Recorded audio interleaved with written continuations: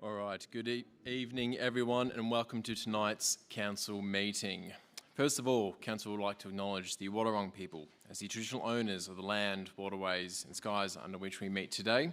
We pay our respects to the elders past and present, and we acknowledge all Aboriginal and Torres Strait Islander people who are part of the greater Geelong community today. Now, this meeting is being broadcast on the internet and the recording of this meeting will be published on council's website. Good evening everybody, my name is Trent Sullivan and as Mayor of Greater Geelong Council, I'll be chairing the February Council meeting tonight. Thank you to all those who have come here to see us live at Cloverdale Community Centre and to those who have tuned in via the live stream. It is fantastic to be joined by so many residents and we very much look forward to getting to your questions during our Q&A time. On behalf of Council though, I want to say a big well done to the organisers of the 2023 Paco Fest, which has returned to its traditional and spiritual home over the last weekend. Council is proud to continue to support this event, which has been a favourite of many of our region for a very long time. And I think that speaks to one of our greatest strengths of our community, which is our diversity. We are a strong multicultural community and we are proud of our shared interests, as well as our similarities. And of course, the unique traits and differences. Now, Paco Fest also highlights our capacity for hosting events in our region, which is timely, seeing as we have the Avalon Air Show about to kick off, which will bring over 200,000 people to our region over the next week, which is an incredible number. And last time this was held in Greater Geelong, the Avalon Air Show provided an economic boost of $28.5 million to our economy, which is another fantastic figure. So hopefully it'll help highlight to our visitors the northern suburbs of Geelong and what we have to offer here as well. And speaking of our northern suburbs, our Windermere Ward representatives, Councillor or Deputy Mayor, Councillor Aiken and Councillor Grisbeck, will now take the opportunity to provide an overview of some of the great work going on and what has actually been delivered as well in their ward. Over to you, councillors. Thank you very much, Mr. Mayor. And for Kylie and I, it's fantastic to be in front of our local community because this is the community that we represent. And in fact, this is the community that strongly voted for Kylie and I at the last election. And it is actually great to see the numbers here tonight. It is fantastic, the level of commitment of people that are here this evening.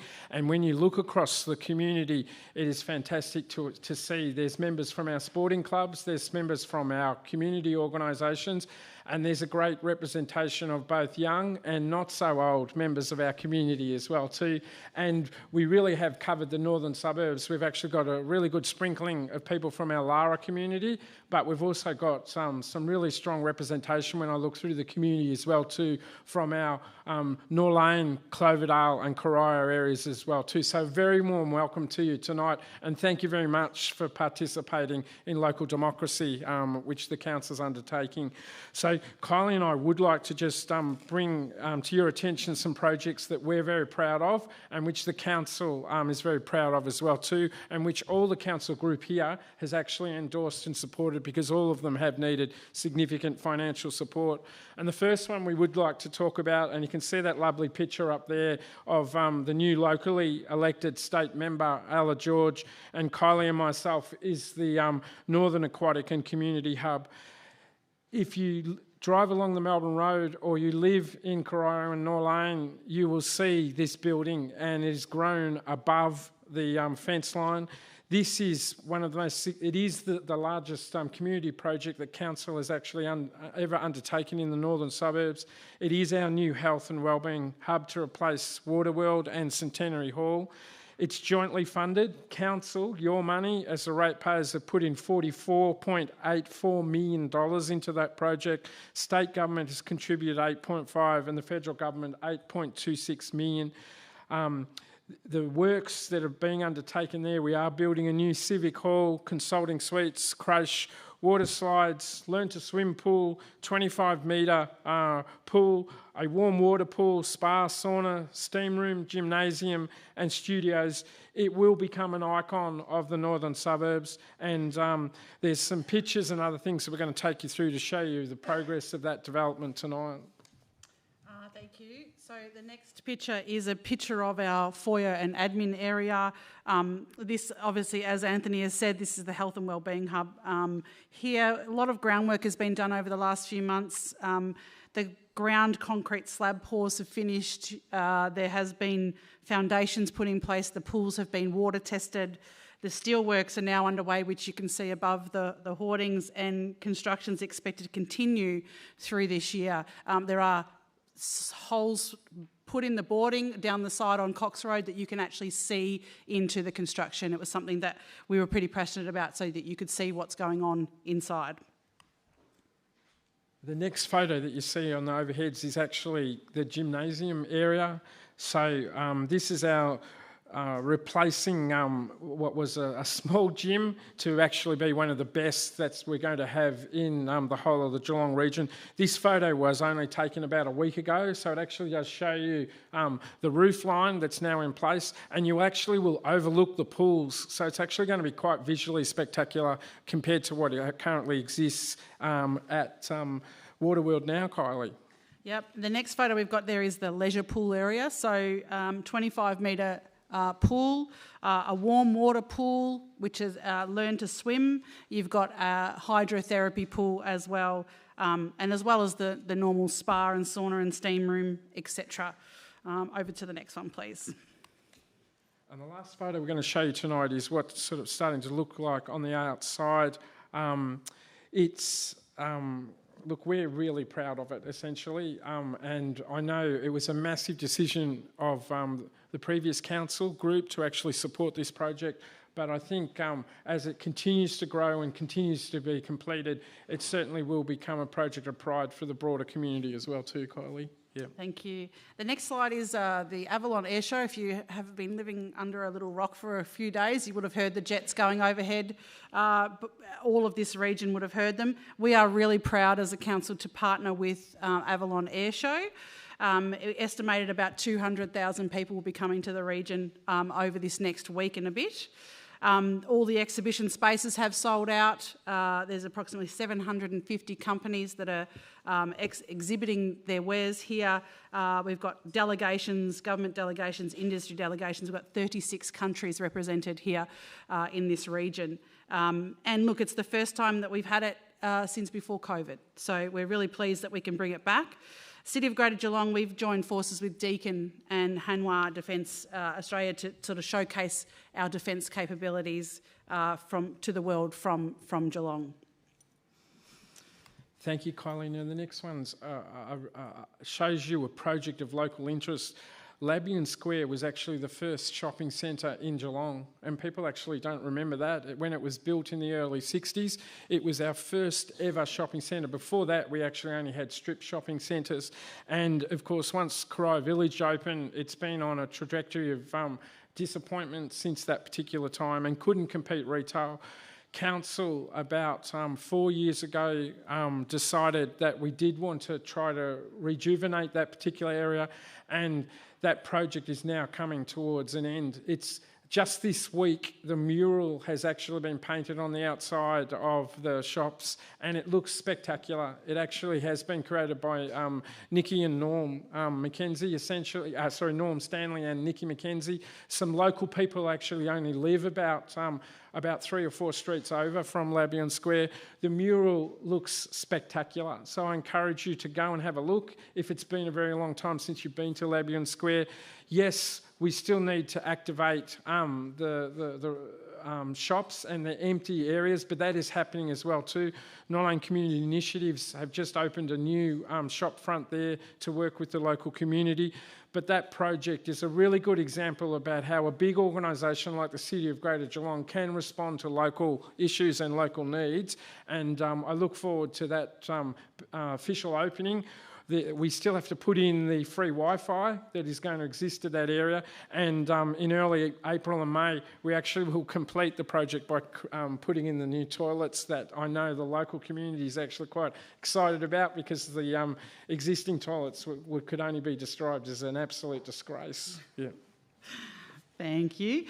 Just a slide here on the community grants. So 44 community groups are sharing in over $3 million worth of grants this year from the city, and we've got some really good projects in the Windermere Ward that will benefit. So one is the Little River and District Pony Club at Rees Reserve will get a grant of about $30,000 towards a facility development plan. The Geelong Pool Club and Club Room will also receive a planning grant for $24,000. The Geelong Soccer Club has got a capital works grant to supply and install some flood lighting there around training and increased participation. And the Rugby Club has also got some shelters out there at Hendy Street. So that'll be a really good use of their share it with the Buccaneers as well. Thank you, Kylie. Now the next slide actually says Commonwealth Games, Stead Park. Now who would have thought of that? That Stead Park in the northern suburbs of Geelong would actually become a Commonwealth Games site. Well, that exactly is what's happening in just over 3 years' time, and we're really excited to be partnering with the state government in delivering of the Commonwealth Games, and the northern suburbs is actually going to get a national significant hockey field and facilities at the conclusion of the Commonwealth Games. So please, if as that progresses and there is an opportunity for you to participate in that, whether as a volunteer or as someone actively involved in delivering the games, we encourage you to do that. It really is a once-in-a-lifetime opportunity for regional Victoria and in particular for Geelong. And Kylie and I are really proud. We would have loved more events in the northern suburbs, but we're really happy that at least we've got a high-profile one in terms of the hockey and the upgrades and investment that will occur in that area. Thank you. Over to the Lara Lake lands. It's a mouthful. We've just completed a $1.1 million improvement there to the wetlands with aquatic planting, helping the biodiversity and stormwater management. It's about 6,500 square metres. It's been extended and it improves the water flowing through to Hovels Creek. This is a really identified priority area for stormwaters, and those that live in that area, flooding, I won't mention that because I might get run out of the room, but I think we look at that and say, okay, so that's for stormwater treatment across the municipality, but it actually is good for the environment as well, and we're really looking to do those future thinking projects here at the city. Next one we want to draw your attention to, and it's fantastic to actually see the current president of the Corio Community Sports Club, and Greg sitting in the audience tonight. Welcome, Greg. This project that club is extremely proud of. It first started with 2 netball courts and a new cricket facility, and it's now become an all-inclusive and accessible change room facilities and upgrade of the facility. All in told, it's about a $4.2 million project, and it is coming to its conclusion in terms of construction, and it certainly won't be long before we do open it. The pressure that it has put us under is that every other club wants to actually get facilities of the same level as well too. So well done to Corio. I'm not sure if Corio is going to pip Anakie first, but Kylie's going to talk about Anakie next. And But this is a really good example of the community developing its sporting and its re-engagement with the people that live around that facility, and we congratulate them and the well-deserved investment that's occurring at Corio. So to flip over to Anakie, reserve redevelopment, building works are underway. It's about a $2.85 million development there at the Anakie Reserve. This will put the new social rooms, the multi-purpose facility for both the community and the football, netball and cricket club as well. The community use this facility in kind of a different way than other communities would. There's community events that happen there at the football and netball club as well. The steelworks are completed, the carpentry's almost done, and we expect it to be open, cross fingers, prior to the start of the footy season. So we can keep our fingers crossed for that one. Next one we'd like to talk about is nearly near completion, and that's stage 1 of the Lara Recreation Master Reserve, which is a new tennis and netball pavilion and new tennis courts and new netball courts.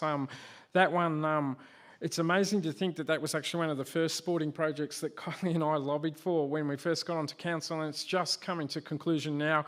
Yes, there are some issues about future governance of it associated with it, and Kylie and I acknowledge that, and we hope that they can be resolved as quickly as possible so that the community can get into that facility and utilise it as best they can.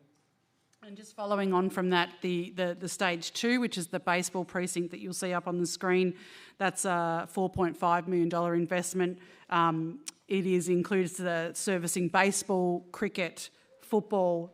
It'll be a new baseball field, a baseball batting shed, and formalising the car parking around that area.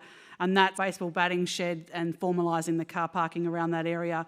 And that's not started yet, but it looks like it will. The design will finish in a couple of months, and then we're expecting early works to the mid to late this year. Really good outcome for the community in that space.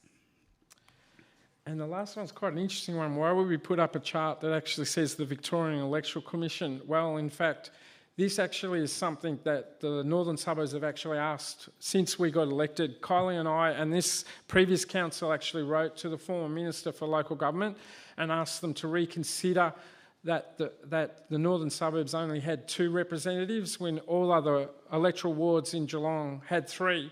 And eventually the recommendation for the whole of Victoria, excluding some smaller regional areas, was that we would be returning to single ward structure. And in July the 5th of this year, the VEC is going to start its review of the electoral boundaries in Geelong, and that will include the Northern Suburbs as well too. We are moving back to single wards, which is what people would remember was established when the City of Greater Geelong was first formed in 1993.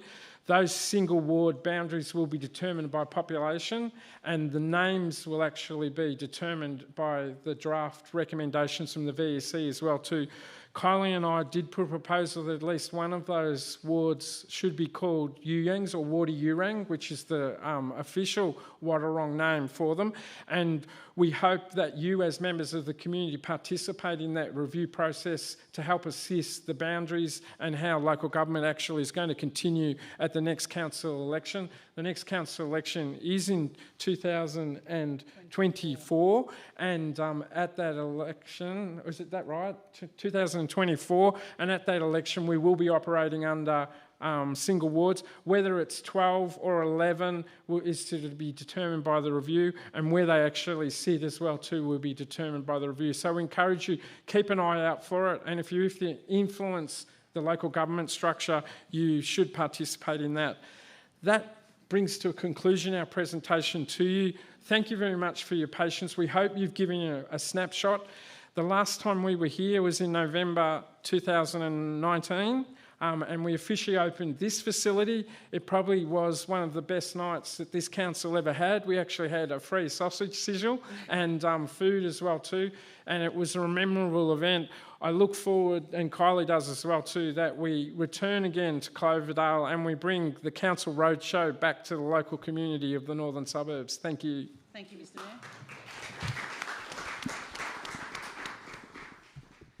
No, very well done, my Windermere Ward councillors. All right, moving on tonight, councillors will certainly be asking for strict adherence to speaking time limits. Moving into apologies and leaves of absence, I have a few apologies here to note. I ask that Councillor Contell is noted as an apology for tonight's meeting. Can I please have a mover? Councillor Murray, seconded Councillor Grisbeck, thank you. Councillor Nelson would also like to be noted as apology. Can I please have a mover? Deputy Mayor Aitken, seconded Councillor Cadwell. And Councillor Asher to be noted as apology as well. Mover, Councillor Mason, seconded Councillor Cadwell. In terms of leave of absence, I have leave here for Councillor Maloney from the 3rd of April to the 3rd of May inclusive. Can we have a mover? Councillor Grisbeck, seconded Councillor Harwood. This one needs to go to the vote. All those in favour? Well done. Oh. All right, that's passed. Declarations of conflict of interest. Councillors, are there any declarations of conflict of interest in relation to tonight's agenda? Councillor Grisbeck. 5.2, in terms of the CEO recruitment, I have a conflict with that item. All right, thank you for bringing that to our attention. No other conflicts on the council group. If any do arise during the meeting, please make them known. Now, I need confirmation of minutes from two separate council meetings. First one held on the 31st of January 2023. Can I have a mover? Councillor Mason, seconded Councillor Cadwell. All those in favour? Carried. I need a mover now as well from the 15th of February 2023. Moved Councillor Cadwell, seconded Deputy Mayor Aiken. All those in favour? Thank you. All those against? None. That is carried.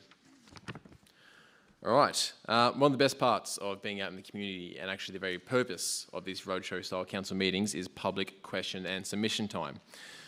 So this is specifically available for questions and submissions to the council rather than as a forum for discussion. And in accordance with our policy, we set aside 45 minutes per question time, providing for each person to address the council for 3 minutes per question or submission, with no more than 2 questions are supposed to be asked or submissions made per person. However, I realise the online submission portal has space for 3 currently, so I will be allowing for 3. And after this, if time permits, members of the gallery will be given an opportunity to ask a question or make a submission. However, I will make a note for everybody, if it is in relation to an agenda item, councillors won't be able to provide you with an answer because we will be discussing it and quite literally voting on it this evening. We have 20 pre-submitted questions here, so I will most likely be extending question time longer so we can accommodate that, should that be needed. And for those who have pre-submitted questions but are not present tonight, our responses to your questions have been published on the council's website and will also be emailed to you. It's also important to note that each councillor has read the questions which have been sent in.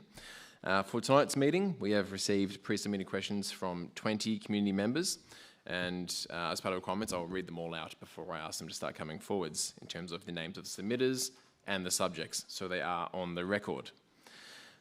We have questions or submissions from Simone Tolson in regards to draft integrated comprehensive transport plan and traffic management, Robert Dando in regards to fair play strategy, John Warholt for noise pollution proposed rail bridge, Kruno Majurek, North Geelong Warriors Football Club, Warren Rapson, lack of footpaths north side of St Anthony's Lara, Chris Lyons, safety concerns, footpath, Keys Road, Service Road, Lara, adjoining St Anthony's Primary School, Ian Rabone, recruitment and subdivision requirements, Peter Yeager, Stage 5 of the Balmoral Quay Development, Ribbleside, Lionel McWilliam, Planning Amendment C339GGEE, Barry White, Serendip Sanctuary, Lara, Roland Bone, North Shore Sports Club, Liz Bonner, on behalf of The Real Deal, being on the topic of Commonwealth Games Village social housing, Gregory Ince, local sport facilities, Cryo Community Sporting Club, Madeline Petit, safety concerns, Sandy Creek Road, Little River, Andrew McKnight, Lara Flood Study, parking at Lara Primary School and traffic management in Lara, Sean Mulcahy, Rainbow Crossing, Midsummer Pride March and LGBTQIA+ inclusion, Felicity Dales, agenda of an international body, UN, Jean Nel de Coca for tree management, Jan Farrell, LGBTQIA+, advisory committee, Darcy Dunn for Commonwealth Games. May I please have a show of hands of those in the gallery whose names I've just read out? Excellent, good turnout. All right, now I'm going to go through that list in the same order which I read it out. If I do call your name, please proceed to this little stand here over the front there, take a seat, just say your name, and then your time will start once you start talking. It is very important that you do state your name, so for the public record, so that there is good record of it. Number 1 was Simone Tolson. How are you, Simone?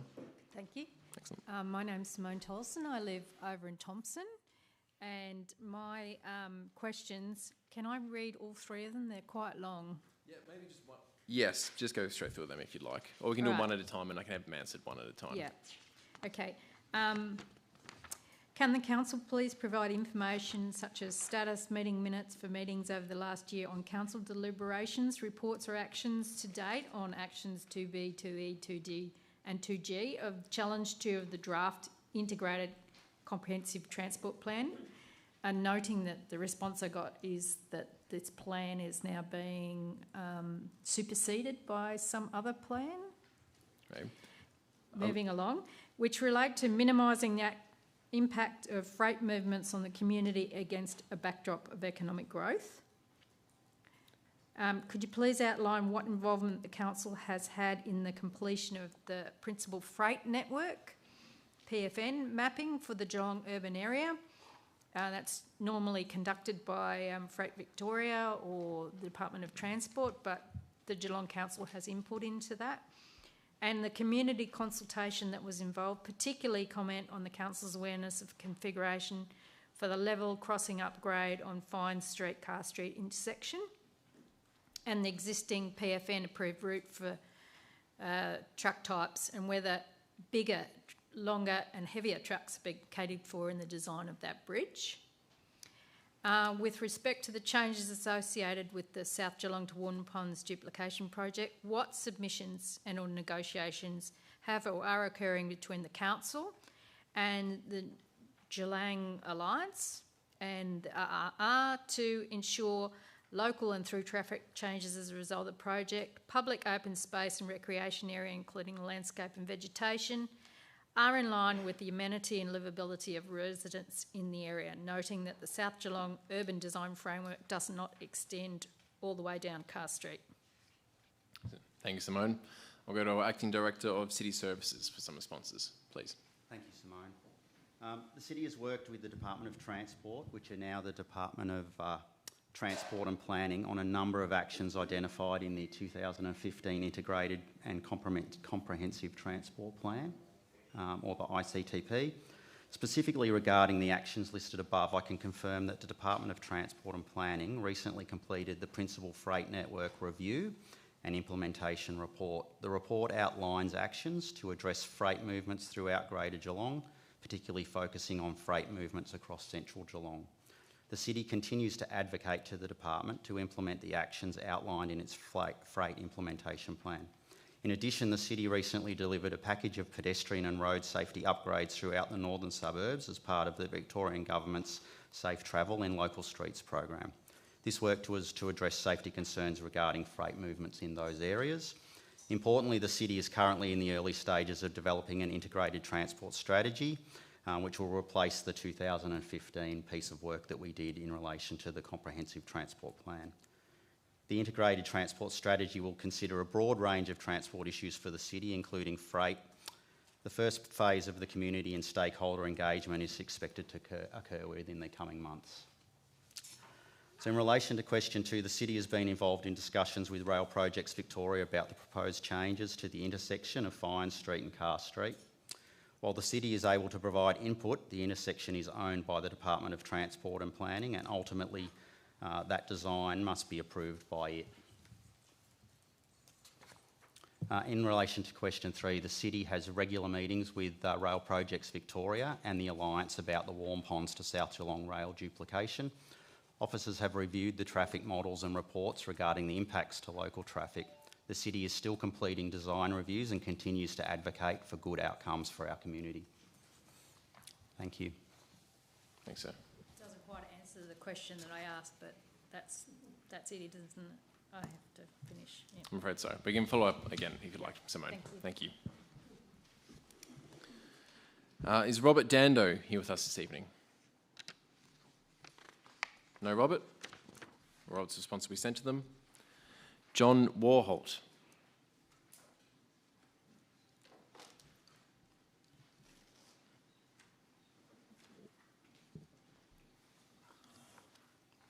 Good evening, John.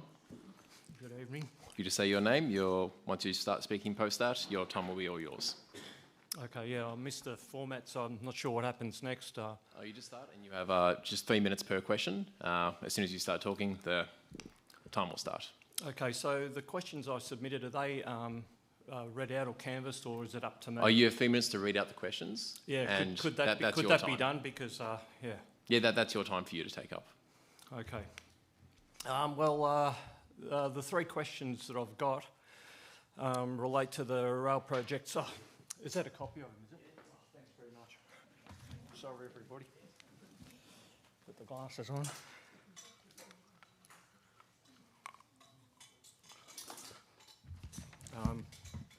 Regarding the rail bridge that's being constructed in South Geelong. And my first question is, in the brochure, RPV acknowledged that mature trees are a really important feature of the area. Despite this and the outcry from the community, over 95% of these really important trees have been destroyed. Since their removal, noise from passing trains has increased significantly. Although in RPV's brochures velocity trains are referred to as quieter, there is no mention of goods trains that also run at night, affecting and interrupting sleep. The proposed bridge will require locomotives to significantly power up to overcome the gradient, which raises the train from a level rail to 12 metres in less than 500. Very steep. This increases engine noise greatly, as can be verified from similar bridges already. The fact of elevation will only spread the noise further. The damaging effects of such noise on health is well documented. It informs government guidelines and legislation. EPA lists the following: increased blood pressure and heart rate, fatigue, elevated adrenaline, cortisol levels, changes in immune system, hypertension and heart attack. Council was made aware of this, including example locations of similar bridges on government references on the 10th of the 11th by email and in person with the Mayor, Trent Sullivan. Why is such a well-documented health risk allowed to be imposed on residents, and what has been done and what is Council doing to protect residents against this clear and obvious threat to the health and well-being of the local residents? I'll refer to our Director of City Services. Thank you, John, for your question. Just like to first note that this is a Victorian Government Rail Projects Victoria project, and we have gone and sought advice from them based on your questions, and have the following reply for you and following advice. Prior to approval, all rail projects are assessed against the guidelines specified in the Department of Transport and Planning Passenger Rail Infrastructure Noise Policy, in conjunction with the Major Transport Projects Facilitation Act of 2009, the Environmental Effects Act of 1978 and the Planning and Environment Act of 1987, as well as the Transport Integration Act of 2010. These regulations work to ensure that health risks are managed appropriately during the project. Rail Projects Victoria has assured the City that the project designs are compliant with the Passenger Rail Infrastructure Policy, Noise Policy, and that the removal of the two Fine Street level crossings will eliminate the sound of the bells and the requirement for trains to sound their horns when they go through the level crossing in the proximity to the houses, which will improve the overall noise environment to the surrounding area. Rail Projects Victoria has assured the City that every effort was made to preserve as many trees as possible. However, most of the trees and vegetation in or near the rail corridor had to be removed because they were directly in the path of critical new infrastructure. Rail Projects Victoria has advised it will be planting more trees than that was removed and will work with the City to identify other locations for additional trees. The City will continue to advocate for the best outcome for the community regarding tree replacement. In relation to your second question, Rail Projects... Oh, sorry.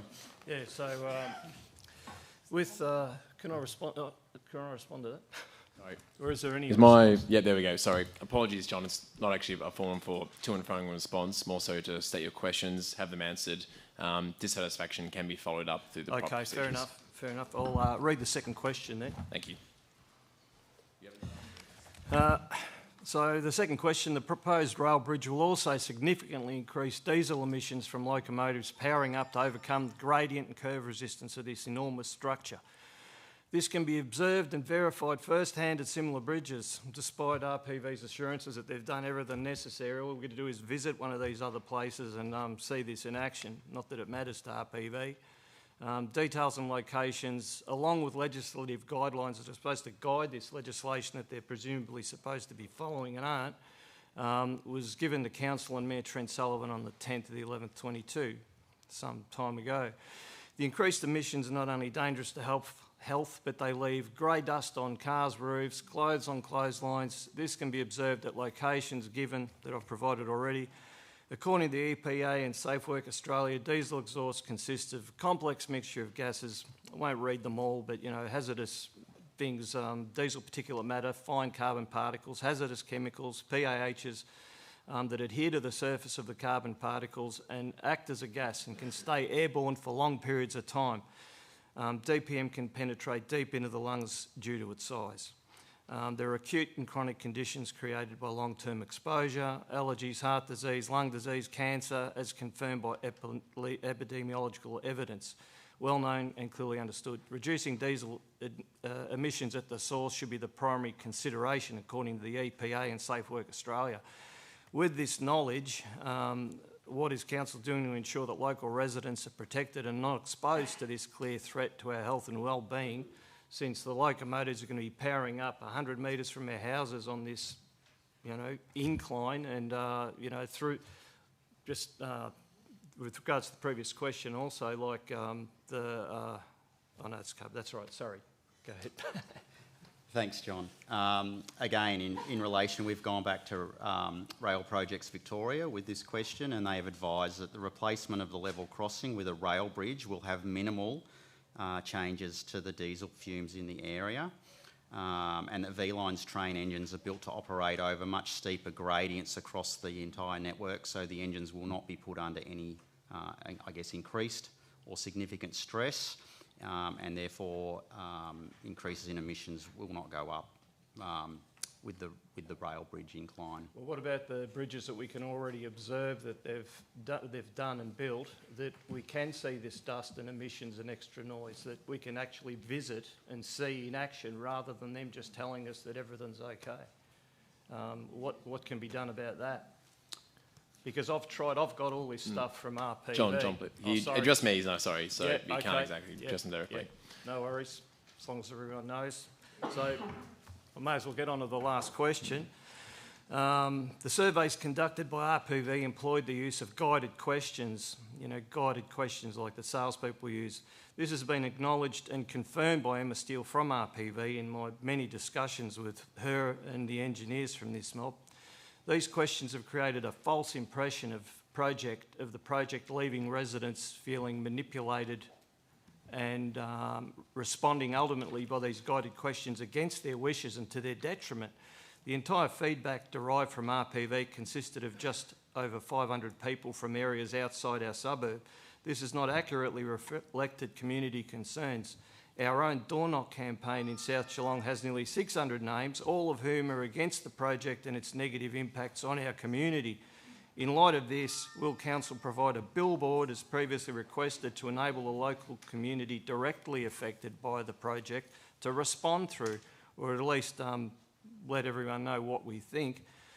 This would enable an accurate representation specific to the area and give the community the voice that's been denied by RPV's tactics as to what is being forced upon us in our own backyards.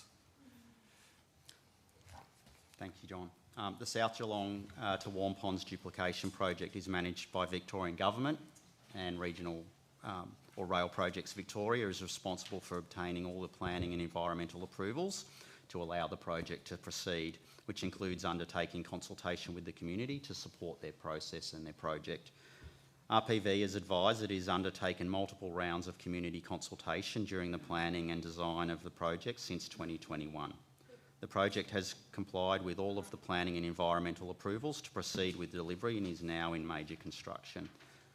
The City encourages you and any other residents within the area to discuss this query directly with Rail Projects Victoria. Which we have been. And we advise that we won't be installing a billboard. You won't be installing? No, we will not be installing a billboard. Yeah. Is there a reason why?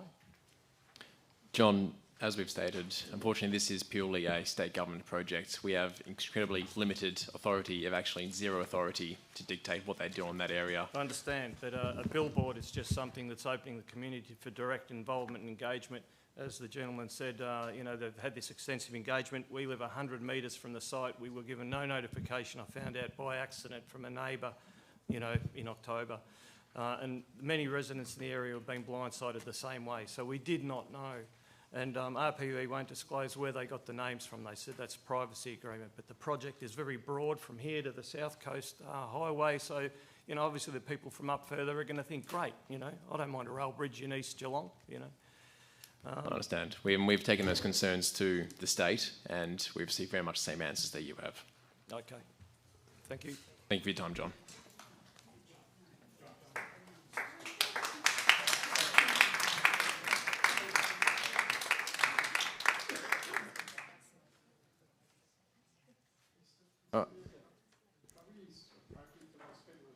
The issue that the Mayor has made representation to the local member and actually has raised the concerns of the community. The 3 local ward councillors and prior to Councillor Cadwell's appointment, Councillor Mansfield, Councillor Murray and Councillor Contell have all made representations to the local state member as well too. The council supports the community's concerns that have been raised about this particular project, and and it is unfair that the animosity was towards the officer, John, because the officer has actually been assisting the community since it was this issue was brought to his attention as well too. And I think it should be understood to the broader community that we are not the deliverers of this project. It is a state government project, but we are using every means we can in a very polite and professional manner with the state government to ensure that they improve their consultation with the local community and they actually do try to address the concerns. John, what is good is this forum is being used by yourself and other members of the community to elevate it, because we're allowing ourselves as the council group to do that as well too, to show to the respect that we have to our local community. Unfortunately, our state government is not probably showing the same level of that respect without being a political comment. Yeah. Thank you, Deputy Mayor Aiken. With the next submitter, Kruno Majeric. If I pronounced that correctly? Thanks, sir. If you could just politely correct me with your pronunciation, and then your time is yours. Thank you. Kruno Majeric from North Geelong Warriors Football Club. So my question is, North Geelong Warriors Football Club made a request to the Shire of Corio for club rooms and facilities to suit their rapidly expanding players and members in 1988. The Shire of Corio's solution was to sell the club publicly owned land at Elco Park Lara and tell them to build their own facilities. The land was and continues to be zoned public park and recreation zone. So essentially, council outsourced a community service to a private organisation. The PPRZ Public Park and Recreation Zone's requirements to use the land as open sports grounds are that it must be conducted by or on behalf of the public land manager. As council are not conducting the use, can council provide a copy of the agreement it has for North Geelong Warriors to conduct the use on their behalf? And if an agreement does not exist, prepare an agreement immediately for the use to continue. Thank you very much, Kruno. I'll go to our Director for City Planning and Economy. Thank you, Mayor, and thank you, Kruno, for the question as well. So the Greater Geelong Planning Scheme regulates the use of and development of land. There is no requirement under the scheme for an agreement to be developed to account of the zoning of the land. So the zoning doesn't influence whether there's an agreement needed or not. From time to time, though, planning scheme amendments are undertaken to address inconsistencies and anomalies in the planning scheme, such as this site, because the issue you're highlighting. The city's planning team has noted this site now for consideration for future anomaly amendment to apply an alternate zoning that acknowledges the site that it's not in public ownership. Thanks, Gareth. Thank you. Thank you. Thank you, Kruno.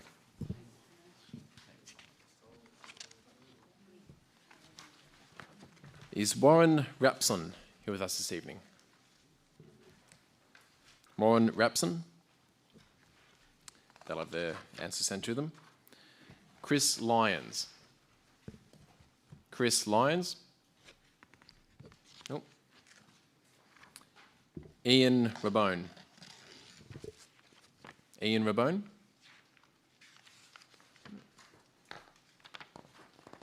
Peter Jaeger.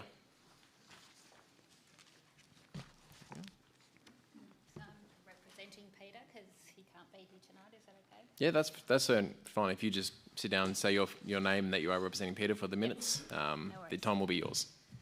My name's Andrea Snow and I'm representing Peter Jaeger. My question is in regards to the proposed Stage 5 of the Balmoral Quay development adjacent to Rippleside Park. I live across the road from the proposed 7-floor building, which is to contain 84 residential units. Ignoring our loss of current views of the bay and shipping channel, ignoring our loss of sunshine due to building shading, not to mention shading into the park, ignoring our loss of amenities due to the size and number of occupants of the proposed buildings, bear in mind that when the proposed development went to VCAT a few years back, Geelong Council stood beside residents protesting the proposed height of 13.5 metres. Now the council are recommending an amendment for a building over twice that size. Ignoring all of that, our greatest concern is a potential impact on community health and safety due to vastly increased traffic movements and parking.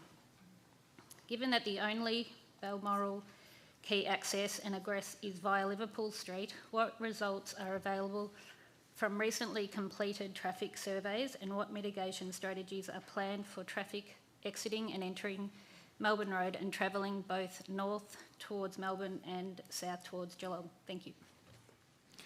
Thank you, Andrea. Excellent questions. I'll go to Director of City Planning and Economy. Thank you, Mayor, and thanks, Andrew, for presenting Peter's questions tonight.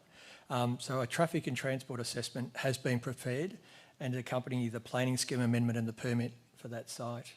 This addresses the increased traffic resulting from the proposed amendment and will be presented for public comment as part of the exhibition process as that comes up. It's noted that the City's traffic engineering officers have reviewed and have recommended conditions for a planning permit, which will also be available for public comment during the exhibition soon. So there'll be more information, I guess, will be published as part of that process, but it allows the community an opportunity to comment against those suggestions for traffic management. Thanks, Andrew. Thank you.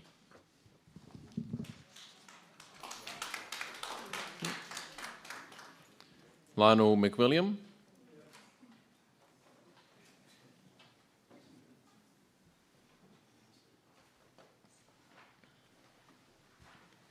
Good evening, Lionel. Evening, No, councillors. Would you like your questions answered one at a time or in block? Yeah, I'll do it. Excellent. Thanks. Please proceed. Right. My part question is first up is in regards to Planning Amendment C339 GGEE. That is proposing extensive and far overreaching SBO flood overlays in Lara. Why has planning been permitted to disregard Council's directive to reassess all proposed SBO properties in Lara for exemptions? The Planning Director has decided to only review 50 or less complex submissions instead of reassessing the entire SBO targeted homes. Why has the same water technologies consultant been entrusted to review its own findings in order to warrant further SBO exclusions and then to peer review its own findings? Good question. I'll go back to our Director of City Planning and Economy. Thank you, Mayor, and thanks, Lionel. I'm pleased to be able to give you a bit of an update on the project tonight as well and where those, in response to those questions. So you are correct in that the original review of the complex submissions July 22 that went to the Council September 22 meeting only reviewed around 50 of the more complex submissions at Lara, Avalon and Finesford. However, at the September 22 meeting, Council requested officers to do a further review to see if there were reasonable opportunities to remove further properties. Council officers have since reviewed all the SBO mapping at Lara. A report on this latest review is likely to go to Council in March or April and will recommend removal of further properties from the amendment. And then part B of that first question. In the latest review, like I said, which go to Council shortly, Council officers looked at the options or criteria that could be used for further removal of properties and prepared a set of revised SBO maps. Water Technology is the original author of the Lara flood study and did the modelling, and hence was asked to provide its technical comments on what council officers are proposing. Water Technology is an expert in this field and has excellent background and understanding to be considered, as well as placed to provide the advice on officers' review. Is that my time up? No? That's right. Thanks, Gareth. All right, Lionel, your further questions? My question is regarding planning application PP-1585-2021 for a 4-storey multi-purpose building at 26 Hicks Street, Lara. Does planning acknowledge the glaring discrepancies in the applicants' submitted traffic reports that include photos depicting an abundance of available street curb parking versus objecting submissions, photos taken of actual work, the day or workday congestion parking conditions? And I can combine that with the last bit anyway. If you like. In regards to the same planning application for a 4-storey multi-purpose building at 26 Hicks Street, Lara, across from the V-Line train station, why has no reference by planning been made in this application to clauses and provisions in the Lara Traffic Management Plan adopted by planning in 2021 that identifies this area's parking issues and needs? Excellent. Director of City Planning and Economy. Thank you, Mayor. Thanks, Lionel, for the additional questions. The planning permit application, the one you referred to, is current planning application, and no decision has been made by council, and at this stage no date has been set for a planning committee meeting to consider it. A new planning consultant has been engaged by the developer to assist in the application process. The consultant is working through the objections and deciding on their best way forward. If they decide to change the plans or any documents associated with the application, it would be formally re-advertised. The traffic report submitted with the application has been referred to Council's traffic engineers, as well as the Department of Transport and Planning. Concerns have been raised through the process about the information within the report, and Council has requested an updated traffic assessment from the applicant. So it'll be good news. Yep. And then to your final question, the Lara Traffic Management Plan was adopted by Council in March 2020. As a council adopted document, it is able to be considered under Section 60 of the Planning and Environment Act, 1987. However, this document is not incorporated into the planning scheme. Council and officers are aware of the parking and traffic concerns relating to the current planning application process. Thank you. Thanks, Lionel. Okay. Thanks. Thank you, Lionel. And I see Barry White is here this evening. Barry White? I believe Barry received some recognition lately, did he not? Barry had received the honour of being Lara Citizen of the Year this year, so congratulations, Barry. Well done, Barry. Thank you, and I'd like to commend my own group, the Lara Care Group, for the work they've done, because it's really the issues that we've been dealing with, I think, that deserve the recognition. And in that light, I'd just like to raise a question tonight with regard to Serendip Sanctuary. I won't go over ground that was already covered in September of last year, but the question is really a follow-up to the notice of motion, which was unanimously supported by councillors at that September meeting, with a request to the Environment Minister to intervene over action by Parks Victoria at Serendip Sanctuary. And I think the community really saw that as a great initiative and a vote of support by council to the community.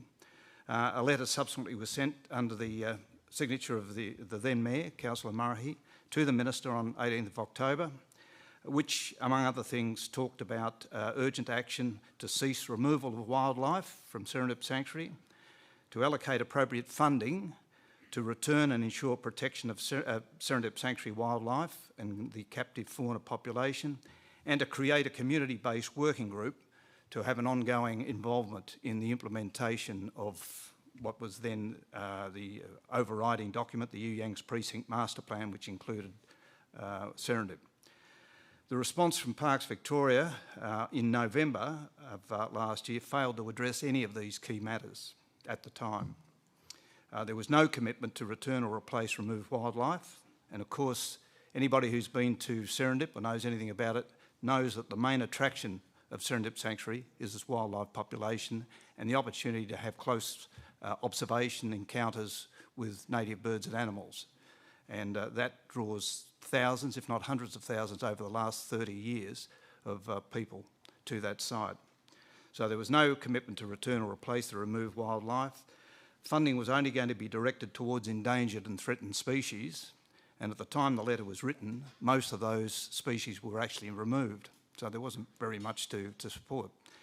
At that point there was no mention of a review group for community consultation, despite the fact it was recommended in the master plan, and finally no mention of funding for repair and maintenance of the sanctuary itself and the infrastructure, which is in very poor disrepair. Subsequent to that, and just prior to the election, the Labor government stepped up with a commitment of $11 million to support the You Yangs precinct master plan. Now, we don't know what the allocation of that is, and of course we'll be looking very closely at how it is allocated over the next few months. But we would just like to make the point that, and I should also mention that last week the chairman of Parks Victoria, John Pandazopoulos, did agree finally to establish a stakeholder reference group. We think this is a most important initiative because for the first time since the plan was released, the community now has direct involvement, or potentially has direct involvement in the implementation of the plan. We think that's essential. But we just make the point that Serendip is a major asset. It attracts hundreds of thousands of domestic and international tourists to the region, and with increased investment, it's an asset, increased investment, it can increase significantly the value to the community and to the region and to Geelong more generally, the returns to tourism. So we have visitors coming now through Avalon Airport, the Spirit of Tasmania, of course, which has started, the Commonwealth Games, which is coming up, as we heard earlier. This week there were 3 cruise ships proposing to arrive in Geelong, and we heard earlier about the numbers of people attending the International Air Show. Apologies, Barry. In effort of fairness, we're a bit over time for the first question. Okay, we are at the question now. I guess the question is, we need council, and I ask the question, will council support this major asset by contacting our recently elected Member of Parliament and the new Environment Minister, because we have a new Environment Minister, we have to really start the process again, to express our dissatisfaction with the failure of Parks Victoria to address the matters previously raised and highlight the importance of Serendip Sanctuary as a major community, family, education, conservation and tourist attraction before the current damage becomes irreversible. Thank you, Barry. As necessary, we'll go to my Director of City Planning and Economy. Thank you, Mayor, and congratulations as well, Barry. Well earned from my observations of the work you do for the Lara community, so great job. But in response to your question, though, the Council does acknowledge the community concerns and advocacy for Serendip Sanctuary and You Yangs Regional Park, and will provide a letter conveying this sentiment to the Minister and for the member for Lara, Ella George, as well. We also encourage the community to continue its advocacy and working with the local member as well, in addition to what the Council does. So, thank you. Thank you, yeah. So we acknowledge this dissatisfaction with the response we received, and I will be penning another letter on behalf of the City to the members relevant. Thank you. Mr Mayor, please. Just to add that to Barry and to the wider community, to actually show the importance of why it is good to use this forum to raise your issues in the community. One of our members of council, former councillor Mansfield, is actually now a member of the Legislative Council in the Upper House, and was educated by this particular project because of the advocacy that occurred at council level. I'm pleased to see in the last week that the Honourable member, Sarah Mansfield, actually raised this issue in the Upper House at the state level and spoke passionately about what Barry has actually raised tonight again as well too. So from this particular forum, good things can grow, and I look forward to Sarah's continued championing of local issues that are occurring in the Geelong community, and this is certainly one that she has actually just raised, and it was actually her second speech in Parliament to actually raise Serendip, so it does show the significance that Serendip does have, and hopefully the state will listen, and hopefully Sarah can use her political position in the Upper House to influence change as well too. Yeah, thank you. Thank you, Deputy Mayor Aiken. Thank you, Barry.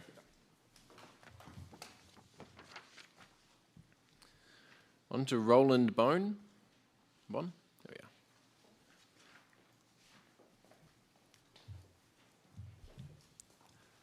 If you could just state your name for us, Roland, your time will be yours. Yep, Roland Bone. So, on behalf of the North Shore Sports Club, we would like to thank our local councillors, Kylie and Anthony, the other councillors and the council staff for their support so far towards our club and the facility development plan for Windsor Park. The question I have is how can we as a club be involved in this process, and how can we ensure that this project is a priority for council funding? Excellent question. I'll go to my Director of Community Life, please. Thank you, Mayor Sullivan, and thanks, Roland, for your question. Good to see you again. And thank you for your kind words to the council and officers, and I acknowledge the passionate work of your community group in advocating. So in response to your questions, prior to commencing the project the club will be consulted to agree on a preferred project scope, and then ongoing, as the club is a member of the project reference group, officers will remain in contact with the club to ensure it's being kept up and engaged throughout the process. So there's plenty of opportunity for the club to participate and be involved and provide their input. The city will continue to build on what the club is doing in the space of increasing participation and connection within the local community, and I note the significant amount of work that you've done in that space, and tell the story of the positive outcomes and achievements. And in response to your second question, you haven't asked it yet? I haven't asked Oh, no. it. Oh, Yep. Very, very efficient, getting ahead of us. My mate, Yeah, all right. Please, Roland. I wanted to get a second one, so... Go for it. My second question is, does the council have plans to help us ensure that these works can be completed by 2026 so we can celebrate our centenary as a club in 2027? Thanks, Roland. The facility development plan for Windsor Park has identified the short, medium and long-term strategic improvement priorities for the reserve. And whilst the city can't guarantee absolutely the works will be completed, officers and councillors will work collaboratively with the club to achieve the best possible outcomes, and we acknowledge your dates and we'll work with you through the project. The facility development plan identifies that a collaborative approach with multiple funding partners will be required to achieve all of the recommendations. And the city does actively seek external funding or co-contribution opportunities via grants and other programs where we can to support the delivery. Priority projects from this facility development plan are submitted annually by officers and go through a formal prioritisation process before a draft council budget is released for community feedback. Thanks, Roland. Please. Roland, can I just add to that? There already is a co-contribution. The state government has announced $2 million towards the $6.5 million for this particular project, and I don't think it's breaching confidence that Kylie and I, in our most recent, we meet with the local member quite regularly, Ella George, and Ella has advised us that the $2 million will actually be committed in this year's state budget in May. So it certainly will put the council under significant pressure to actually try to work to deliver this project, because in fact the funding partner has actually saying, well, here's our money, now it's up to council to try and find their money, which you'll get a bit of an update on that in one of the items later on in terms of our financial position that the council's in. But as you've heard from the relevant officer, it is easier when there is a co-contribution. So North Shore has achieved that with $2 million. Now we just have to actually see how we can actually fund and phase the remaining components of the project. Thank you. Thanks. Yeah. Thanks, Roland. Thank you all. Liz Bonner.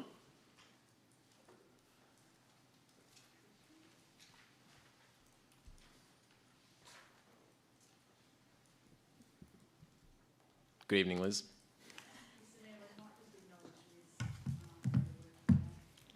At the centre, Liz coordinates the Cloverdale Community Centre, so thank you, Liz, for your work, and thanks for allowing us to be here tonight. You are most welcome anytime. We love encouraging participation in all levels of government and community.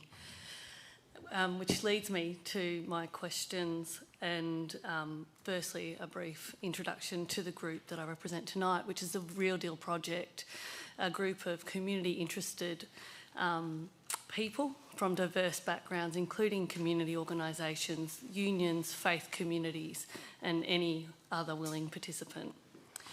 We're using an evidence-based approach to do deep community listening through table talks and identifying community needs and stories. And they're being collated by a group of researchers being led by Sydney University. There are 3 sites across Australia that this work is being undertaken, and the community will lead the direction of that data on an event on May 10th. An issue that has been raised consistently through the table talks is housing and housing stress, and our questions relate to that. What input will the City of Greater Geelong have into Commonwealth Games village and infrastructure and in influencing the legacy aspects of the village? Great question. Seeing as you've got some short, sharp ones, would you be okay if we read them all out and then I we can can do reply that. in kind? Our second question is, what steps has the City of Greater Geelong taken to ensure that the village housing being built for the Commonwealth Games will be best practice and prioritise the sourcing of local materials and workers to enable Geelong to showcase best practice design in housing for a net zero carbon future? And our third question is, what steps has the City of Greater Geelong taken to ensure the village will be for social and public housing, and will it prioritise social integration and community building? Thank you very much for your questions, Liz. Go to the Government Director of Community Life, please. Thanks, Mayor Sullivan, and thanks, Liz, for your questions. So in relation to your first question, the City has and will continue to advocate to Development Victoria regarding all legacy aspects of the infrastructure investment to ensure that long-term benefits and outcomes for the community are met, including in the space of housing. The state government is responsible, however, for the infrastructure delivery for the Games. In response to question 2, the City will continue to advocate to Development Victoria for the best outcomes for the community, including environmental sustainability considerations, and will be working closely with the Victoria 2026 Organising Committee and the Office of the Commonwealth Games, and is preparing a supplier awareness program. The purpose of this program is to ensure local suppliers are aware of the Commonwealth Games tender opportunities and are provided education opportunities to build capacity and have the capability to participate in the tender processes. The Commonwealth Games is expected to boost the economy by $3 billion, and the City looks forward to playing a key role in ensuring local businesses are informed and engaged. And in response to your third question, in February 2020, Council adopted the Social Housing Plan with a commitment to increase the supply of social and affordable housing in Geelong. A partnership arrangement is required to meet the demand between councils, the state government and private developers. The Commonwealth Games Athletes Village will be built by the state government, and officers are working with the design team to ensure the village will have a lasting legacy once the Games are complete. At the moment, the City is working with the state government on increasing the number of dwellings to be repurposed for social housing, so we have an advocacy on that in that space, and this is in the preliminary stage of design. The City is not able to categorically state how many dwellings will be repurposed for social housing. However, it is a priority as it aligns with our overall endorsed social housing policy position. Thanks, Liz. Thank you. Thank you, Liz. All right, Gregory Ince.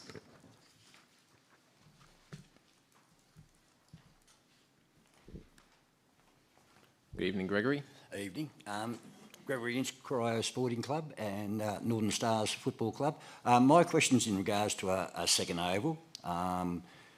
Cricket couldn't be here tonight, but for a start, cricket are playing the junior kids in the home games away at Lara, East Geelong. Nothing sort of being played at home for them, so the parents are having to travel. We badly need a second oval so they can play cricket out of there.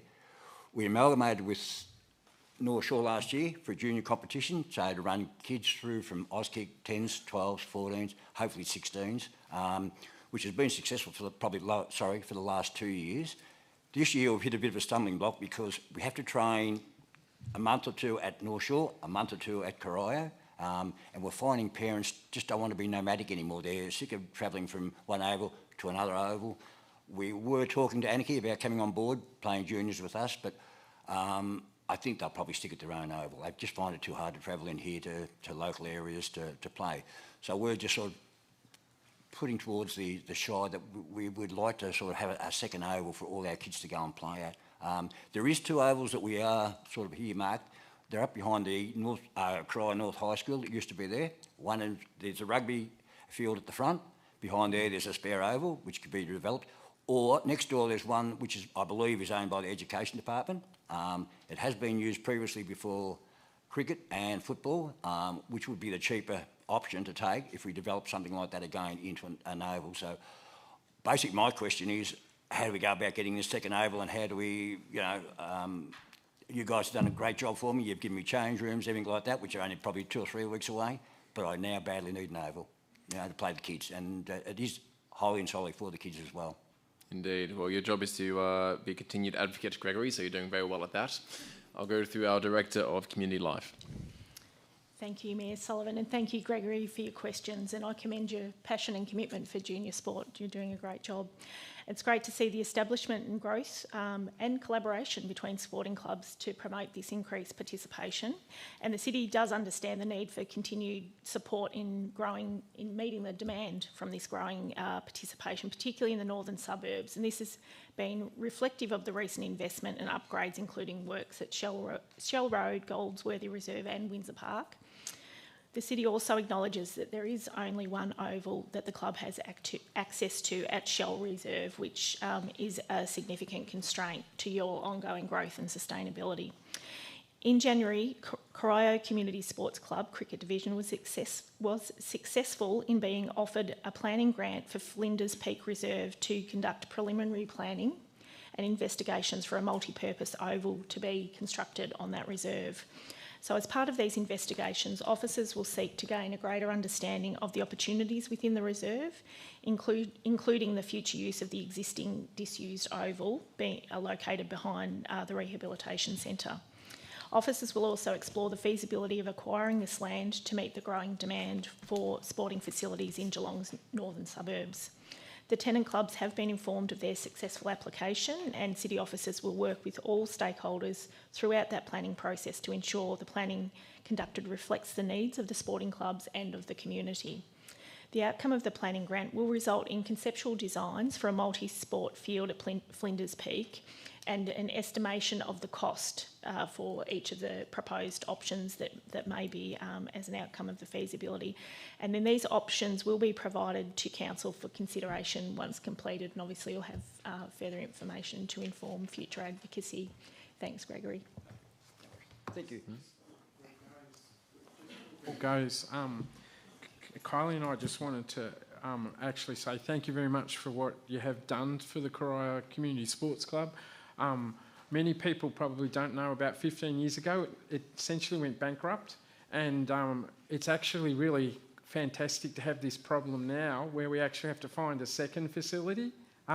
So it actually shows that that club has done a fantastic job in the northern suburbs, and in fact their participation rates have been driven by women cricket and women's football and all abilities. So congratulations to what you're doing, and Kylie and I are really happy that we've got this problem, because in other words, something good and something really important is actually happening in our community, that you're actually growing community participation in community sport. So thank you, Greg. Yeah. And Greg, might I say, during winter season, the best palmy in the northern suburbs at Corio Sports Club, Mr Mayor. We should go out and get a palmy out at Corio Sports Club. More than welcome. Thank you.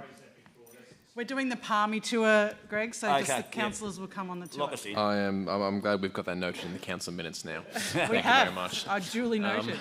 Thank you, Gregory, for your question. I will note that we are past our standard question time limit. However, I will be extending it for everybody who has pre-submitted a question. In fairness to the people who are here to hear items on the agenda, which are to be discussed, I will not be opening it to questions from the floor past that time. Now, item submitted number 14 is Marilyn Petit. Is Marilyn here this evening?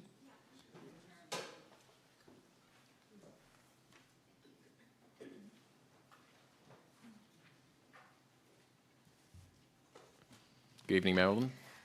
Good evening and good evening all. Thank you for coming out to our neck of the woods. It's lovely to see everyone here.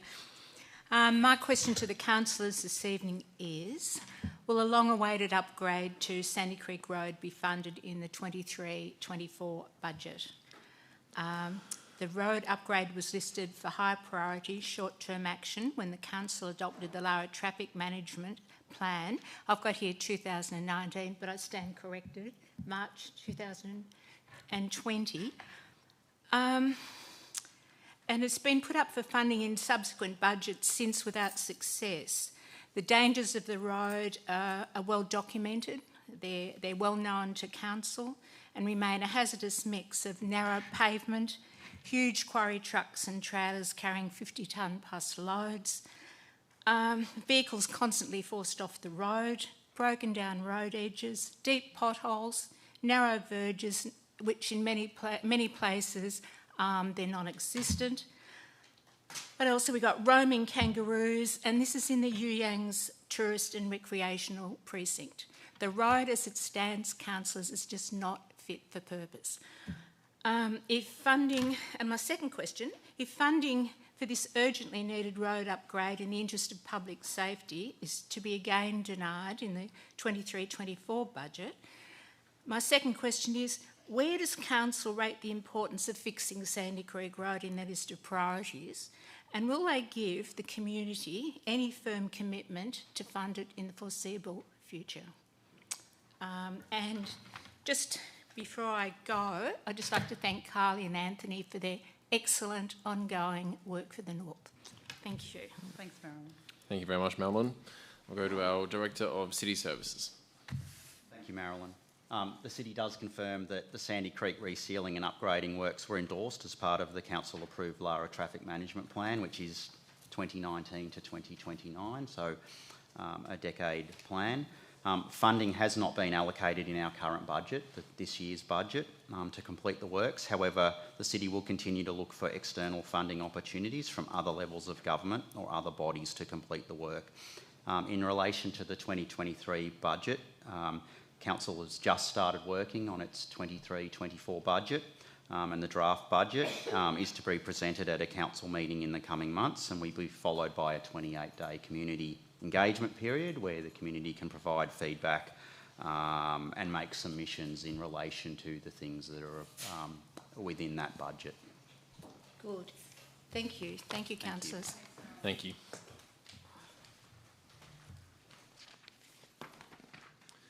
Andrew McKnight. Good evening, Andrew. Good evening. I'm a bit nervous. I haven't done this before. All good. If you could just state your name for me, Andrew, and then your time Andrew is yours. McKnight. Basically, I've got a number of concerns related in my area of Greater Geelong. The area in question is within Lara.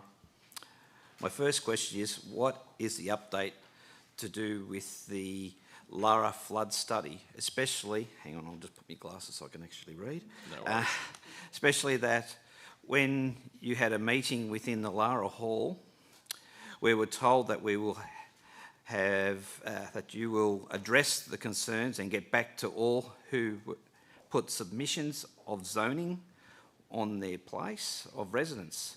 I can say I have not received any correspondence related to this matter. Are you going to inform us, or are you just hoping that we'll forget about it and so you can get it through the back door? Basically, I can go back to when it first came about, when it was issued back during COVID. There was an online meeting with someone from the council who kept showing pictures of my property from top view. After some time, I asked him to do a street view, which showed that my house is on a slope with a 2-metre fall from the back fence to the curb. And if my place would ever flood, that would mean the houses across the road would be up to their eaves.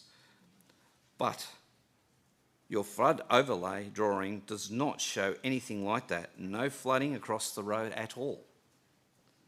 This person said to me at the end of my time slot, I guess you're going to put a rejection in, which I informed him that I had already done so. Since this, I can say I have had very little to no communication from anyone from council related to this matter. That's my first question. First one, thank you very much, Andrew. I'll go to our Director of City Planning and Economy. Thank you, Mayor, and thank you, Andrew, for coming along to ask the questions. And as you would have heard when I responded to Lionel, we gave a bit of an update there. But just to expand on some of that, certainly the planning controls recommended in the study are being implemented, of course, through the Amendment C339, which proposes flood overlays for a number of properties. At the September 22nd meeting, Council requested officers to further review the submissions and overlay maps to see if further properties could be removed, and that's what we've been actively doing over the last few months. Officers have now prepared a report and is likely to go to the March or April Council meeting, and an email will soon be sent to all submitters notifying them of the meeting date and providing an update. Just so it's our due process, we would obviously brief councillors first and have them aware of how we're tracking on the progress which we've been doing, and then we'll get the community update out very soon. So again, thank you for the question. Thank you. My second question is to do with parking near Lara Lake Primary School, especially pick-up times. Over the last 12 months, I've reported on numerous occasions about cars parking illegally in no standing areas within the school crossing in Darcy Street, also near the intersection of Forest Road. The other issue is cars parking in front of the bus stop on Forest Road, which blocks view for cars coming out of Darcy Street. On a number of occasions, there have been close calls of cars getting hit. Can someone do something about this matter? Thank you. I'll go to our Director of City Services. Thanks, Andrew. City officers are acutely aware of the concerns and have made contact in December 2020, notifying that parking officers and patrols would be conducted within that area. Local laws officers have since issued 20 infringements related to the Lara Lake Primary School area since the start of Term 1 through to today. So hopefully the message is getting across that we like to promote safety and safe parking. I'm just in more that worried area. about the kids, basically, because there's so many times. There's been quite a few close calls that I've seen. Yeah, we fully understand, Andrew. Thank you. The last one is the roundabout near Lara Museum. I believe this intersection needs to be addressed. People just fly through this intersection from all sides. I've seen the aftermath of a number of accidents at this intersection and some close calls, which I've been involved in a few myself. I've seen this happen early in the morning, around school pickup time and in the evening. Can we look into something to make people slow down, traffic lights or speed humps or whatever, to stop people basically not stopping at this intersection? Yeah, so the city understands you're referring to the intersection of Forest Road and South and Canterbury Road. That's correct. This is an intersection that's actually managed under the Department of Transport and Planning, so regional roads, Vic roads. The city is aware of the community's concerns raised at this location. However, the city would have to defer to them, to the Department of Transport and Planning, for an update on any planned actions that they may have. So again, we can lobby on that on your behalf, but also if you speak to them, you'll get a more direct line to the people that manage that section of road. Thank you. I'll also throw to Councillor Grisbeck. Andrew, just for your information too, probably around COVID time, because we were wearing masks, I took the head of the then local Vic Roads CEO and our officers out to that particular spot, and we are continuing to advocate both internally in terms of support for upgrade to that roundabout. My personal view, I think we need some kind of speed reduction. That is my local roundabout as well, as you know, Andrew, and many near misses, but also many accidents that happen at that particular site. So we will continue to advocate on that. Also raised it with the local member Ella George as well. So there's hopefully, fingers crossed. Thank you, Mr. Mayor. Thank you very much. Thank you, Andrew. Is Sean Mulcahy here?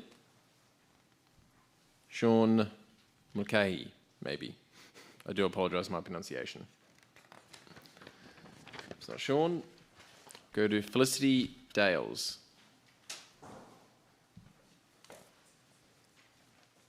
Good evening, Felicity. Good evening, thank you. My three questions are, who authorised Council to take on the agenda of the international body, the United Nations? When did the people of Geelong give Council their consent to take on this international agenda?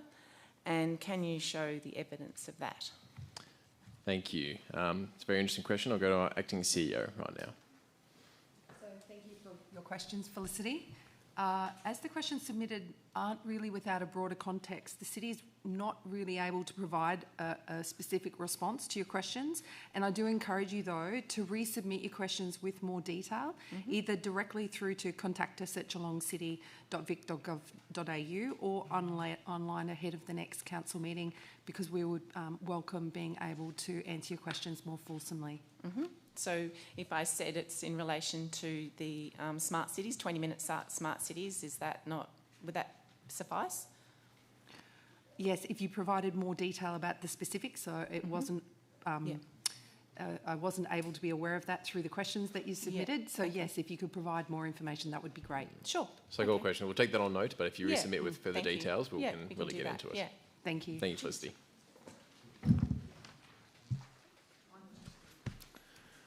All right, is Jean-Nel Dikoka here? Ah, Jean. Good evening, councillors, and compliments on pronouncing my name correctly. Did I finally get it? Yes, absolutely. Yes. It was very nice to hear. Oh, Jean, I write that down every meeting prior. Congratulations to Kylie and Anthony to the snapshot you've provided. It's a very impressive report card of evidence of good progress, so congratulations. Let me start with my first question.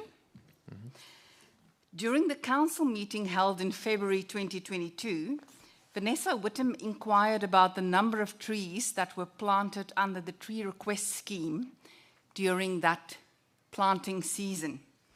I accessed the minutes of the 22 February council meeting, which confirmed the 1st February meeting minutes. And those confirmed minutes, if I read from page 8, specifically, referencing the tree request scheme, Vanessa specifically asked, and I quote, how many trees were planted under this scheme last winter? City Services responded that a total of 3,307 trees were planted during the 2021 planting season. However, checking the information yesterday, the information on the city website, which clearly states, the chart to the left shows the number of trees planted by the city following requests from residents. That information indicates that only 1,346 trees were planted under the scheme. My question is, can the council please explain the discrepancy between these two figures? Good question. We'll go to Director of City Services. Thanks, Jan. The dashboard reflects all trees planted within the city in a year. This includes trees planted by developers and handed over to the city.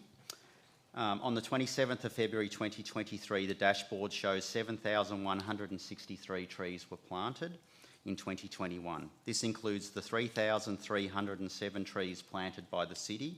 The figure of 1,346 trees represents the number of requests that council received from the community to have a street tree planted outside their property. Thank you.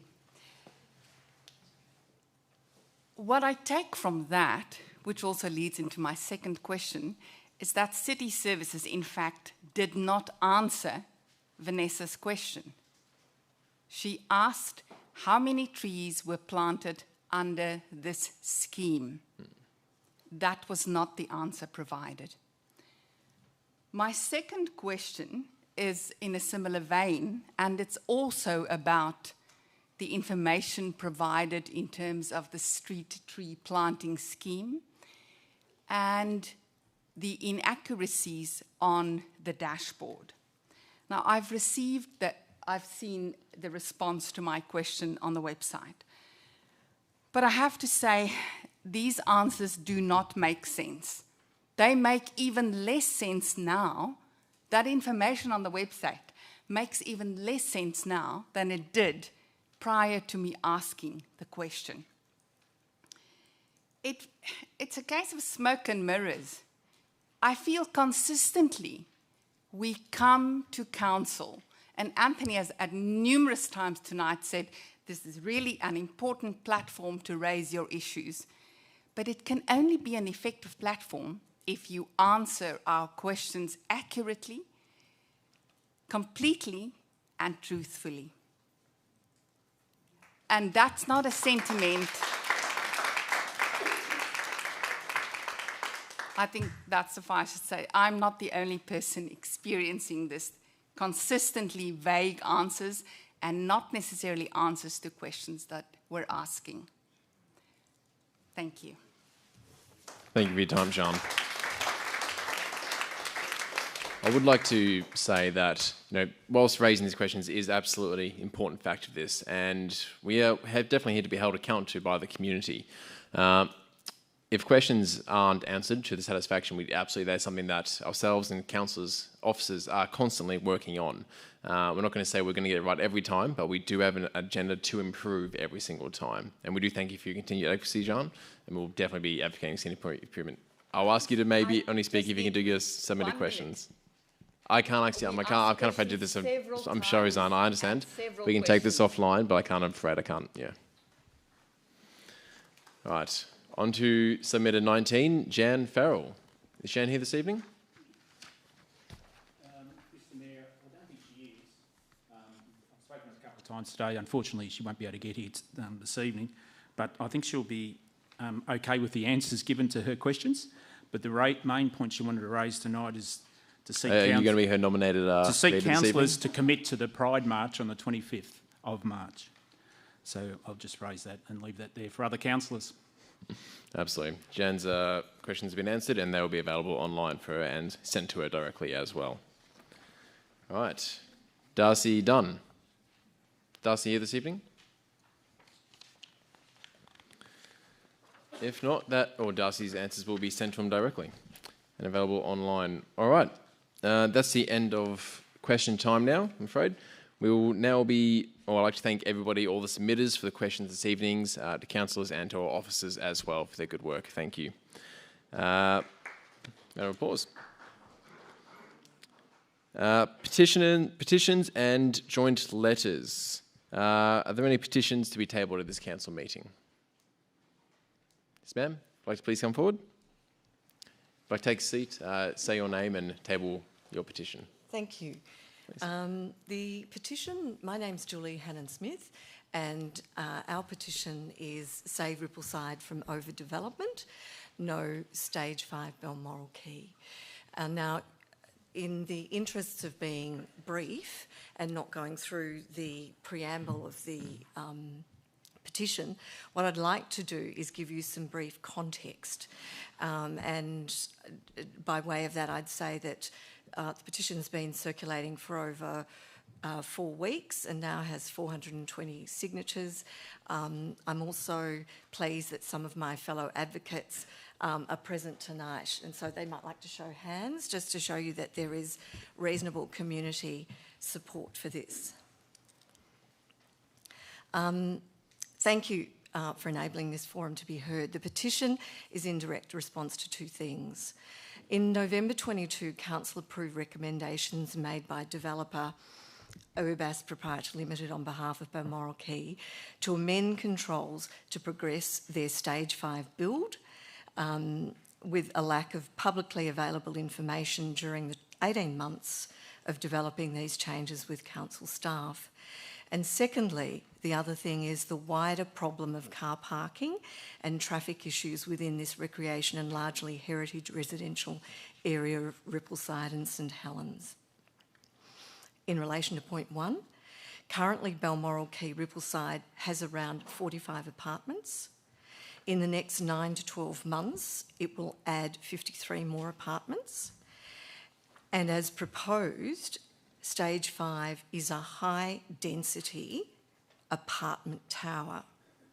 It will nearly double the number of apartments to 182. Rippleside on the water is a tiny space, getting very overcrowded. The developer claims the current 20-year-old planning controls for Rippleside need overturning. These controls are very relevant today to protect parks, streets and spaces, as Stage 5 developer proposes to more than double the height of the current approved build, add 4 times the amount of current housing over the next 2 to 4 years, detrimentally impact our neighbourhood amenity, view lines, streetscape shadowing, reduce resident car parks on their site, and add a further 3+ years of building noise, traffic and parking issues to this community and visitors. To the second point, we ask, how's Council considered or planned for these colliding traffic and car parking issues? The intended redevelopment of Rippleside Playground, great idea. It doubles the size, but not the car parking. It nominates Rippleside as an all-day overflow car park from the CBD, as you had in your November minutes. It has Spirit of Tassie visitors with larger motorhomes or towing vans and trailers, the post-COVID surge in events, public and private, marina visitors and extra resident cars because people work from home. Apologies, Julie. It's not standard practice for a lot of people to speak out. No, I know. But I will allow you, because it is in line, everybody gets 3 minutes or so with their questions. I do believe it's appropriate, but I'll give you 1 more minute to wrap up. If that's okay. Car parking in area is finite. If you think of this, this is our current car park space. It's shared between playground users, overflow from the CBD, residents, visitors, walkers, cyclists, dog walkers, Spirit of Tasmania, Balmoral Quay, Stages 1 and 2, and trade workers. Stages 3 and 4 will use more car parks, Stage 5 even more. Where do they fit? There's nothing more available. I've handed out photos for you, which you're welcome to look at afterwards, which show what it looks like. What we need to do is recognise our diverse community and how Council will protect people to move safely around their streets and spaces. It's unsafe to walk along or cross roads due to the amount of traffic, size and speed of vehicles. There is inadequate access and pathways around the park for parents with toddlers, scooters, prams and pedestrians with compromised ability. We need to address this. We ask Council to action the petition requirements, not just send it to engineering, but to form a steering and reference group with the community to give time and priority to create workable solutions. So our petition asks you to decrease the number, height and size of the planned residences, prepare a parking strategy that prioritises parking for residents, as well as sensible parking spaces and times, reduce speed at load limits and best management for infringements, restrict access by heavy vehicles and trucks, and maintain the open, quiet ambience of Rippleside. That's the nature of our petition. Thank you. Thank you very much, Julie. Please consider your petition tabled and we'll follow the appropriate actions. A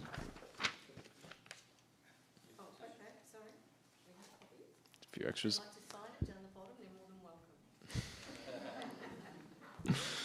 Well advocated. All right, everybody, that concludes petitions time now. I will be moving into section 2, which are the reports that are to be considered this evening. The first item on the agenda is Amendment C383GGEE, Advertising Sign Guidelines Review, Prepare and Exhibit Amendment. Moved by Councillor Grisbeck, seconded by Councillor Harwood. Councillor Grisbeck, please. Thank you, Mr Mayor. This report seeks Council's approval to prepare and exhibit an amendment subject to the Minister for Planning. The amendment will replace the current advertising signage guidelines and with the new City of Greater Geelong advertising sign guidelines. We've conducted a review of the guidelines and which guide the decision making on planning permit application for signage, and their review found that they needed to be upgraded for a number of reasons. The amendment and the guidelines are required really to provide update guidance for the design and placement of signs that are appropriate in different areas. I'll leave to my fellow councillor to continue. Thank you very much. Councillor Harwood. I think it's worth noting that while this not appear to be an item of large community significance, it actually is when you look at the context of advertising signs around the region and the impact that they can have, good, bad and indifferent. Some would argue more bad than good.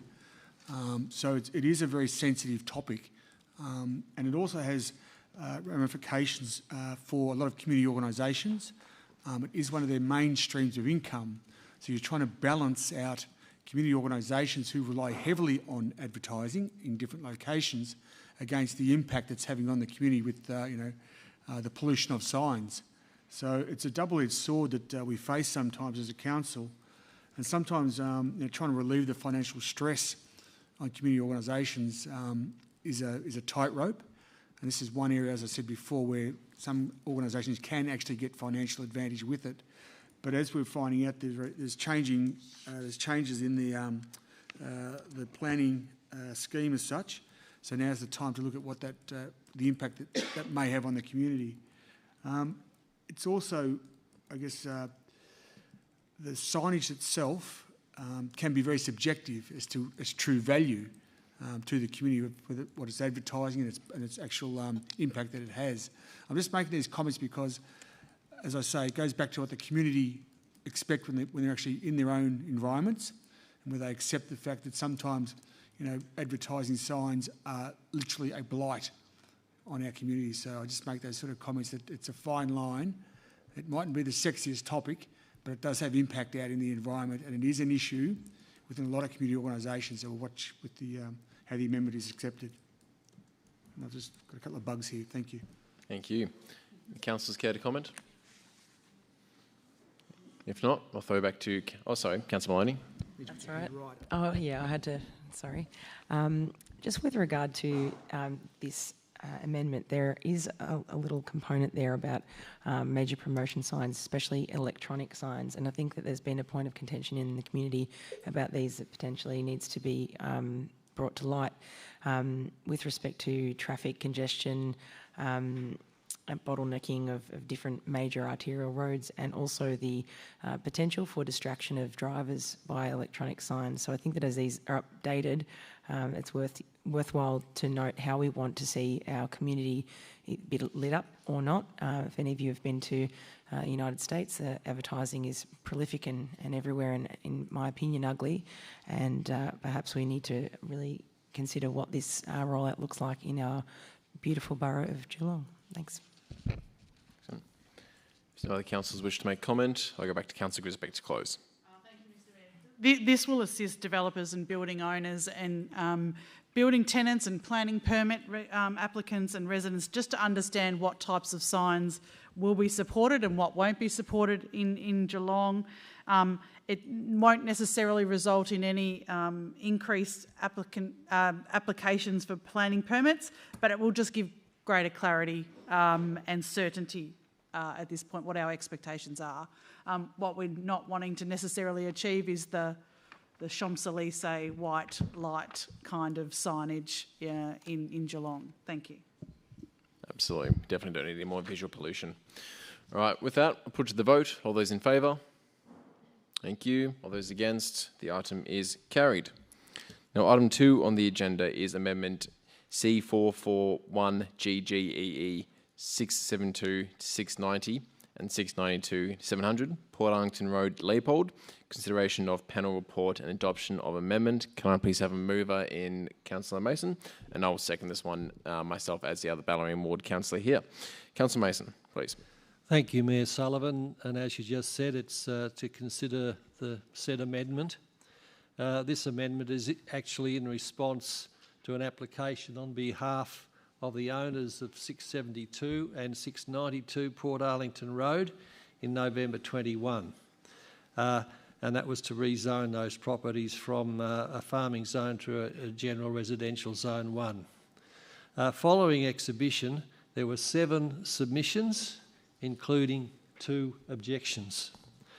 One objection was from the owner of 692 to 700 Port Arlington Road, resisting an environmental overlay to potentially, I say the word potentially polluted land, and the other to the threat of stormwater from increased development. Mr Mayor, all statutory processes have been undertaken and we've received the recommendations from the independent panel. The panel report was received on the 20th of December 2022 under the Planning and Environment Act, where Council must consider the panel's report before making its decision. And so the panel recommended the amendment be adopted, subject to changes to the exhibited Development Overlay 47. These are supported by officers which generally relate to requiring new developments have improved access from Melaleuca Road, drainage assurances and footpaths, while access to Port Road is restricted. The panel found the amendment is consistent with the Leopold Structure Plan and the Bellarine Peninsula Statement of Planning Policy 2022 and is strategically justified and implements policy.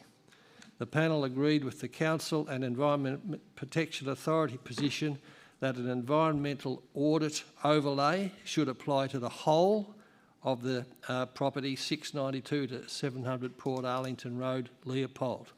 Mr Mayor, this report aligns with a community-led 30-year vision of sustainable development that supports population growth and protects the natural environment. Excellent. Thank you very much, Councillor Mason. You have covered it all there incredibly well. These 2 blocks of land we're referring to here are very much well within Leopold, and it makes great sense for them to be transformed from or rezoned from the farming zoning to general residential 1. I'm actually only heartened by the design development overlay and their strategic application of an environmental audit overlay as well.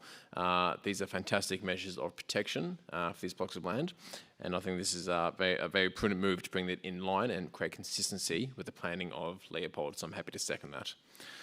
Any other councillors wish to make comment? If not, Councillor Mason to close. Nothing further to add, Mr Mayor. Thank you, Councillor Mason. I'll put that to the vote. All those in favour? Thank you. All those against? It's carried.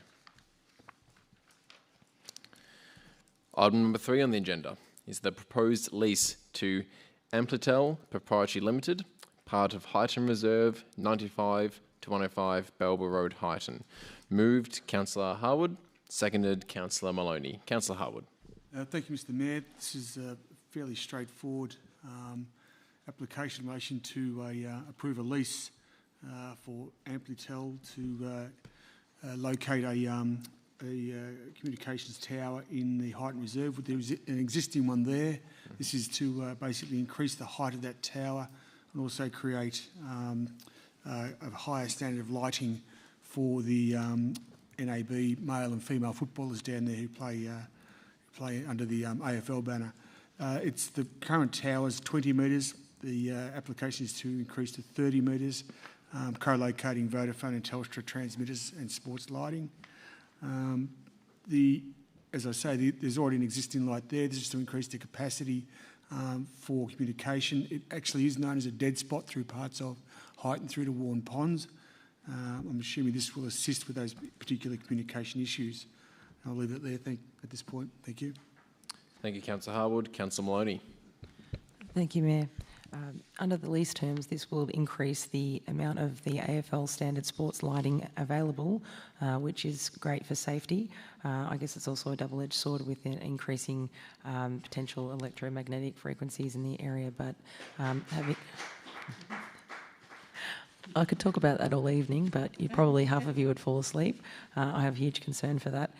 So I might raise that at this point to say that while this is a really great initiative to increase safety and sports lighting, there is also some other potential ramifications of this. The lease is 30 years, I believe, or 21 years to Amplitel Proprietary Limited. Thank you.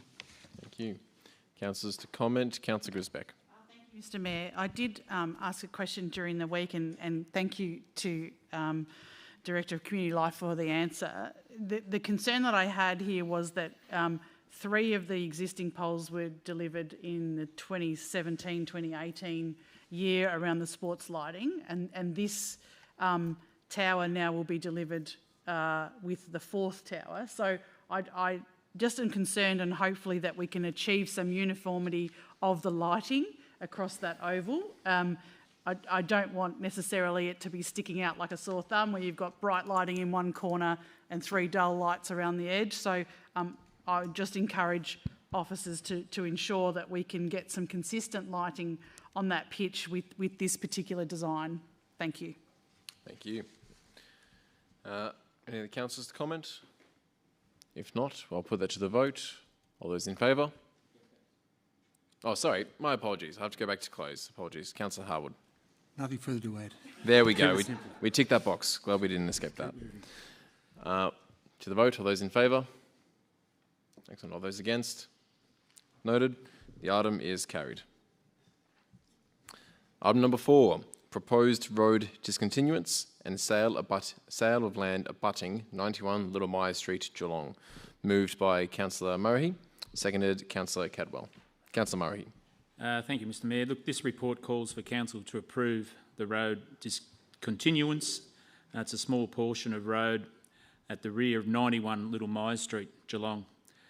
This is to enable land within the discontinued road reserve, being approximately 32 square metres, to be sold to the abutting owner. Council approved the start of the statutory process at a meeting on the 22nd of November. Community engagement on the proposed road discontinuance was undertaken. No submissions were received. The land will be sold at market value set by an independent valuation, and the city will be reimbursed by the purchaser for all costs. Had a look at this little piece of land this afternoon. It's an odd one. I guess there's many types like this around the city, so I encourage other people, they think there's perhaps dead land or land that they could use and could be part of their property to have a look and make an application.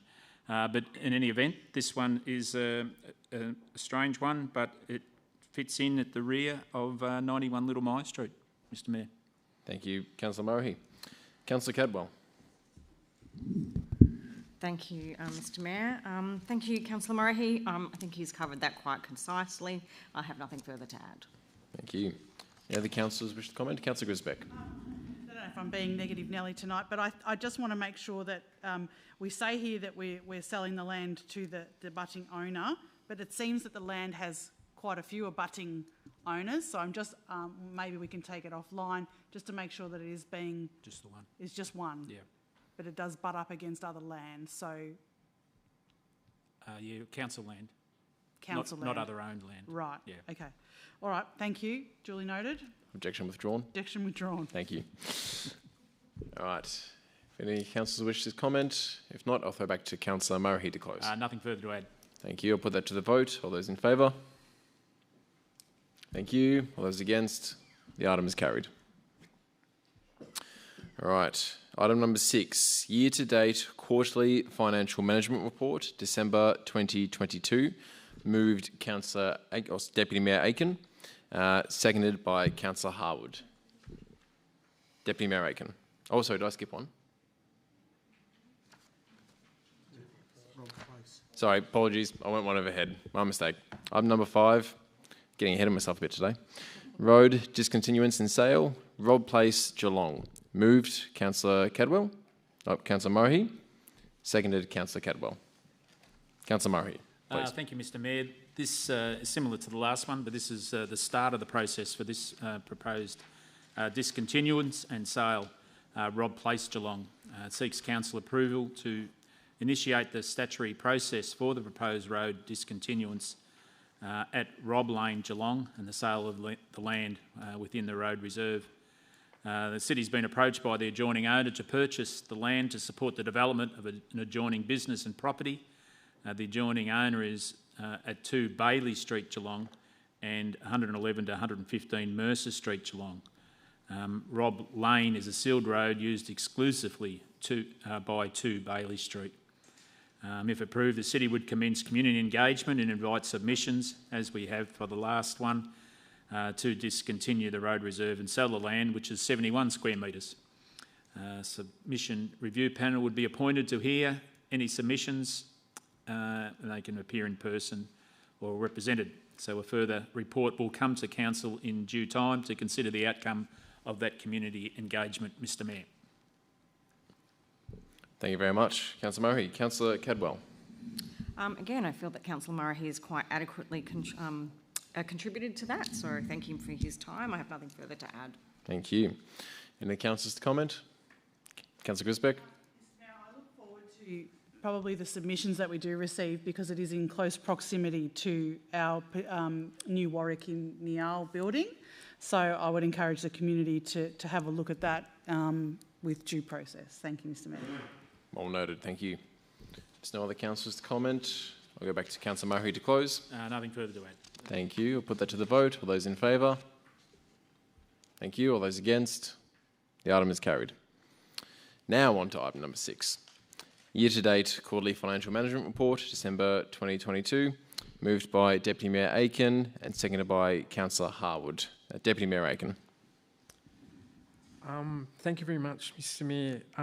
Look, our latest financial update to the 31st of December shows the City of Greater Geelong, like all levels of government, is experiencing financial strain. We originally had projected a small budget surplus of $100,000, and we're now suggesting that it's actually going to be about a $1.5 million deficit.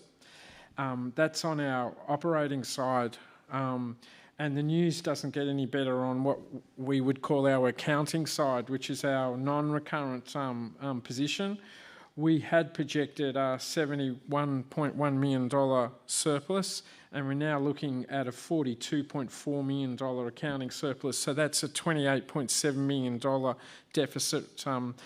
Now, this actually isn't good news. This is actually a reflection of the environment we're now working under as the City of Greater Geelong, and in fact all governments are in Australia and around the world.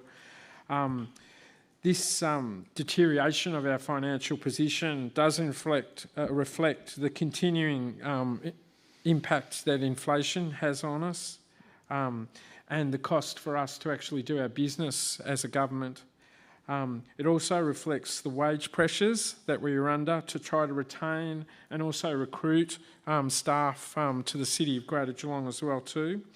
And sadly, a reflection of our interest rate policy that exists in Australia and around the world. We are now for the first time seeing defaults in our rates, payments rising and increasing for the first time since the COVID pandemic. All of these have contributed to what is a deteriorating financial forecast and future for the City of Greater Geelong. And this is before we even consider the biggest financial risk that the Council is confronting, and that financial risk is our unfunded contributions towards the Commonwealth Games. This this financial report is the first one that actually we can say, essentially, we cannot afford the Commonwealth Games in regional Victoria. And I should preface that by saying that the Geelong Council wholeheartedly supports the delivery of the Commonwealth Games in regional Victoria.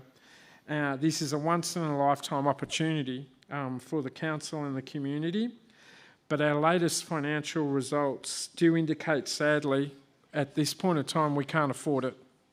And to be able to contribute to the Commonwealth Games in regional Victoria, we are going to need significant financial support from both the state and federal governments. The federal government, we will be calling upon direct financial contributions to delivery of the Commonwealth Games, and it needs to actually occur at both the local level and the state government level. At this point in time, there is no financial contributions that have actually been announced by the federal government. The council also needs to actually publicly state that both Bendigo, Ballarat and South Gippsland are also under severe financial pressure associated with the delivery of the Commonwealth Games. And as a consequence, we do call on the state government to be able to support us, to be able to assist them in delivering this major project for the community. Some things the state is going to have to consider, and we will formally approach the state for in the coming months, is that we may have to consider the existing borrowing caps that exist for local government need to be reviewed and considered. Council may have to actually borrow funds to actually spread the costs associated with the Commonwealth Games across future generations. Our current financial position doesn't give that capacity to be able to do that, and it does put us under borrowing pressure and our caps if we don't do that. And another thing that this council needs to be able to put forward to the state government is at some stage we will have to look at rate capping. Council, both Bendigo, Ballarat and the South Gippsland councils may need to be able to put a proposition to the state government that we do need to seek an exemption from the rate capping to actually pay for our contributions towards the Commonwealth Games. Thank you. Everyone, please. And as you've actually heard, the community would not possibly be happy by that as a solution as well too. So this is a sobering point in terms of our responsibility as a council. We are highlighting that we have tried to manage our financial position as best we can as an organisation. We do embrace the state government's wish to be able to deliver Commonwealth Games in regional Victoria, but we can't do it without significant financial support and intervention by the state government and federal governments, and our financial report that we're releasing tonight actually states that quite clearly for anybody to have a look at it. We have no capacity in our finances to be able to deliver what is being asked of us, but we are committed to try to work with the state government in a collaborative way to actually find a way forward. Thank you, Deputy Mayor Aiken. Councillor Harwood. Thank you, Mr. Mayor. Not too sure where to start, but I think I'll start where perhaps we should think about our own sort of in-house issues. We are aware that our financial scenario has changed dramatically in recent times, and perhaps it's time that as an organisation we sit back and look at where we are having our largest problems, and it is in relation to higher costs for plant, equipment, vehicles, higher use of external services than anticipated. We have high increase in staff costs, etc. So these are just some points to consider when you look at the whole picture, not just in isolated parts of where we're hurting the most. So I'll just make that comment firstly. We're constantly reminded by governments, state and federal, to conduct our business within our financial capacity. Well, that capacity is shrinking dramatically, and that pressure goes back on us as a council, which ultimately goes back onto the community. At the end of the day, while we are adversely affected, it's the community that feels the real heat and the brunt of it. So we understand that, we get that, but we have very limited resources and capacity for flexibility when it comes to the finances of the country, because quite simply, if you had $100, $88 roughly goes to the federal government, but $8 or so goes to the state, 2 or 3 comes to the council. So our capacity to really have the financial flexibility in the community is very, very limited in that regard. As has been stated, we're going to be having a worse than expected end of financial year budget. We know that. It's probably a matter of just what that number really is. Perhaps we don't know. We've got another quarter of the financial year to go. But our current tracking would suggest it's going to be not a good year overall financially, but as has been stated, some of the reasons are beyond our control, but we do have some mechanisms to look at and perhaps adjust some of our operations that we do have. I'll just make those comments and it's not an easy discussion, but and there won't be easy answers. But we'll find out in the next 4 months how we track towards the end of the financial year. Thank you. Thank you, Councillor Harwood. I'll open up for other councillors to comment. Councillor Grisbeck. Mr. Mayor, I think if we look at these financial results, if we were flying pretty right now, I think the community might ask, why are we flying pretty when the rest of the community is suffering, given inflation costs, given costs of construction are going up, costs of living are going up. So we're not on our own here. All levels of government are experiencing this tightening of the belts, and I think I agree both with Councillor Aiken and Councillor Harwood. We need to sit down in this budget period and have a really close look at the things that we're delivering, and then the things that we do as a council. What are the, I think we look at them in buckets about what is nice to have, what is essential, and where can we really get value for money for our community. And I think that different parts of our community expect different things, and how we balance that up for me is up to this group here. So yeah, whilst it is a sobering financial report tonight, I don't think when we went through COVID, we were quite rightly said we are going to go into deficit because we wanted to support our community and make sure that we could do that in any possible way. What we're saying now is cost of inflation, cost of construction, just cost of doing general business has gone up. We will sit back as a group and really flush out what that means. But all levels of government are experiencing this, so this is not just a one-off. Thank you, Mr. Mayor. Completely agreed. Any other councillors? Thank you. We won't take comments from the audience right now. But I will make the quick comments. I do agree with what my councillors have just said before me. The City of Greater Geelong as an organisation is not immune from the rise of costs of doing business. We, as a council, made the commitment to aim for a break-even budget because all funds raised by this organisation go back into the community. It's community's dollars, and that's where it should rightfully end up. At the start of COVID, we pumped out our COVID emergency packages to stimulate and give money back into the economy, back into our community, because that is where it's needed. So completely correct there, Councillor Grisbeck. We should not be here in a flying position. We not expect us to be doing incredibly well while the community struggles. Our situation is reflective of the community's dollars going back into itself, but we do have to look in-house. We do have to make sure that we are doing the best streamlined job possible that we can, because as we see, there are mounting pressures arising. We have to make sure that we are in a position to handle them and to handle them in a fiscally responsible manner. Deputy Mayor Aiken to close. Oh, sorry, Councillor Murray. I just want to support what my fellow councillors have spoken about. We are living in a very challenging time, and that COVID has brought that on, and certainly the rise in the infrastructure costs that the council are looking at for the next couple of years is enormous, and this report is to the end of December. So I think as a councillor group we're aware of the perhaps figures, up until last week when we spoke. And for those listening, we go through a budget process where we sit down and meet every couple of weeks and discuss the upcoming budget. And challenging is a word I'll use, but it's probably more than that.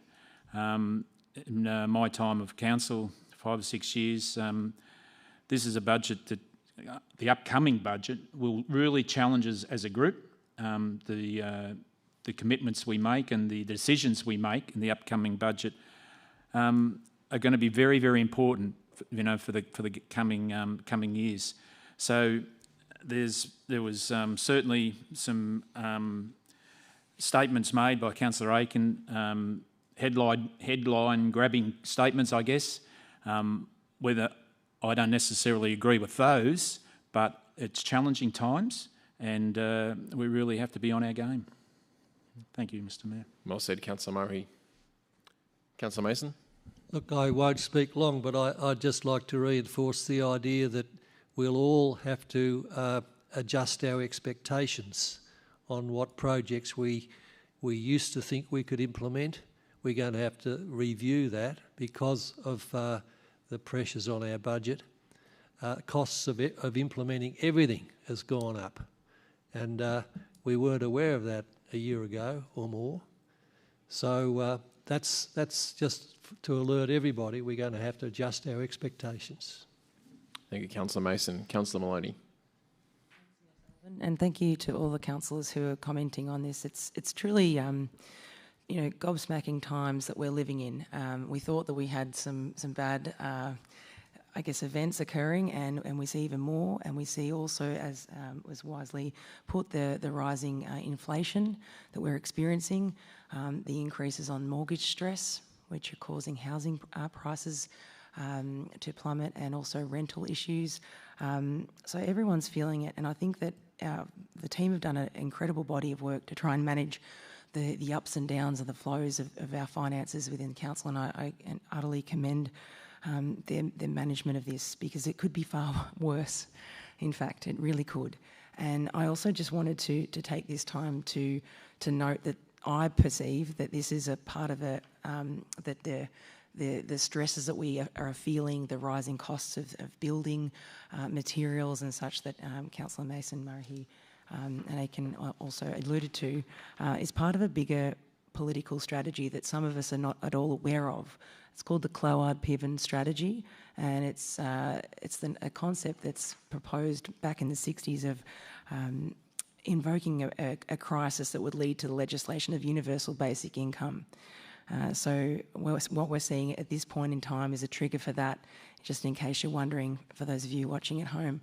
This is about to get real messy, real ugly, and what is created and what has happened over the COVID period is a massive shift of wealth. And I think that the city is doing a great job of trying to manage things under these pressures, but we're going to see some things that are going to be far worse in our communities.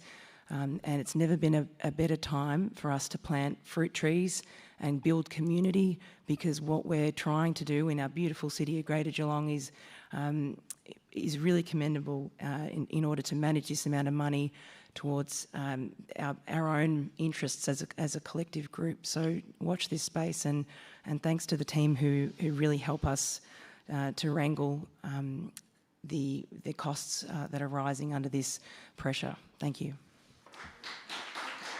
Thank you, Councillor Maloney. If no further comments to be made, I'll throw back to Deputy Mayor Aiken to close. Thank you very much, Mr Mayor. Look, and thank you to all the council group that has spoken tonight, because it reflects the significance of this issue and warranted comment from most councillors. So thank you very much for that. Look, just to sum up again, we deliberately ran deficits during the COVID pandemic because we wanted to support our community. Unfortunately now we're actually heading into a period of deficits again, and it's actually not supporting our community. Those deficits are because we are under cost constraints and we're under revenue constraints. So in fact, every avenue that the council may have to actually try to create financial sustainability is actually under pressure. So that's not sustainable.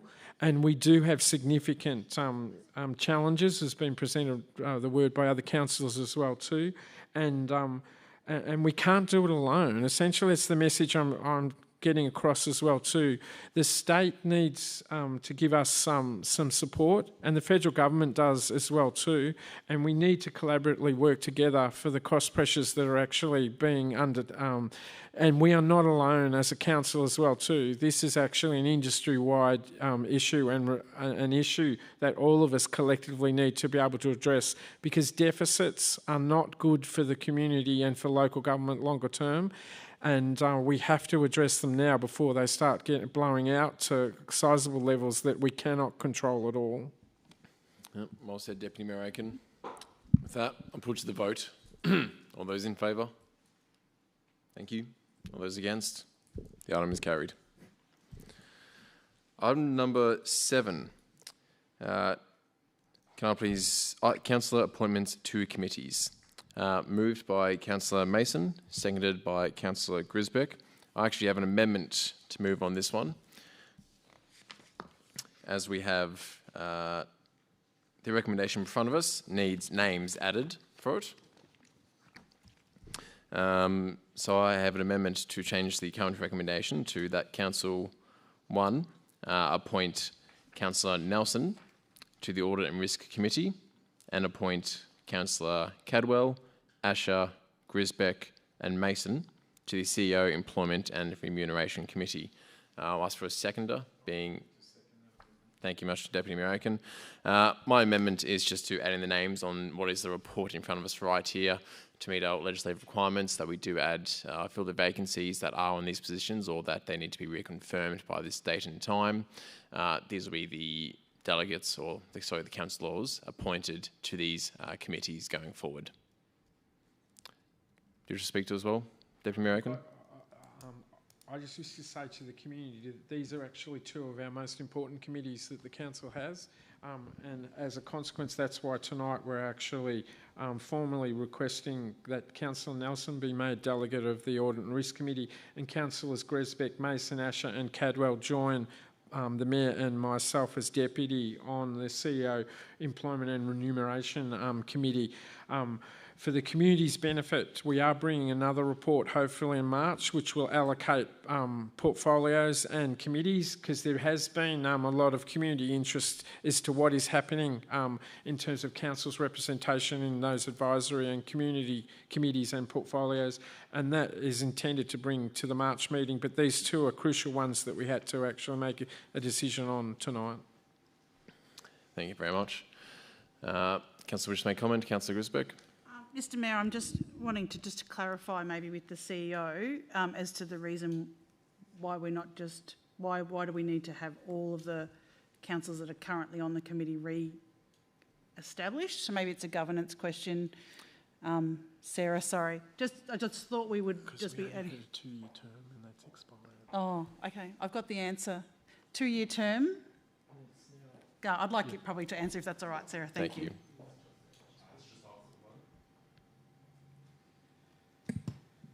Thank you, Councillor Grisbeck. Yes, it's just to clarify who those 4 appointments are, and it will be until Council determines otherwise. So there's no time limit left on there. And I think once we appoint councillors to other external committees, we can clarify time specifications in that further report. Thank you. All right, any councillors wish to comment on the amendment that I put forward? If not, I'll put that to the vote. All those in favour to make that the amendment? Thank you. All those against? That is carried.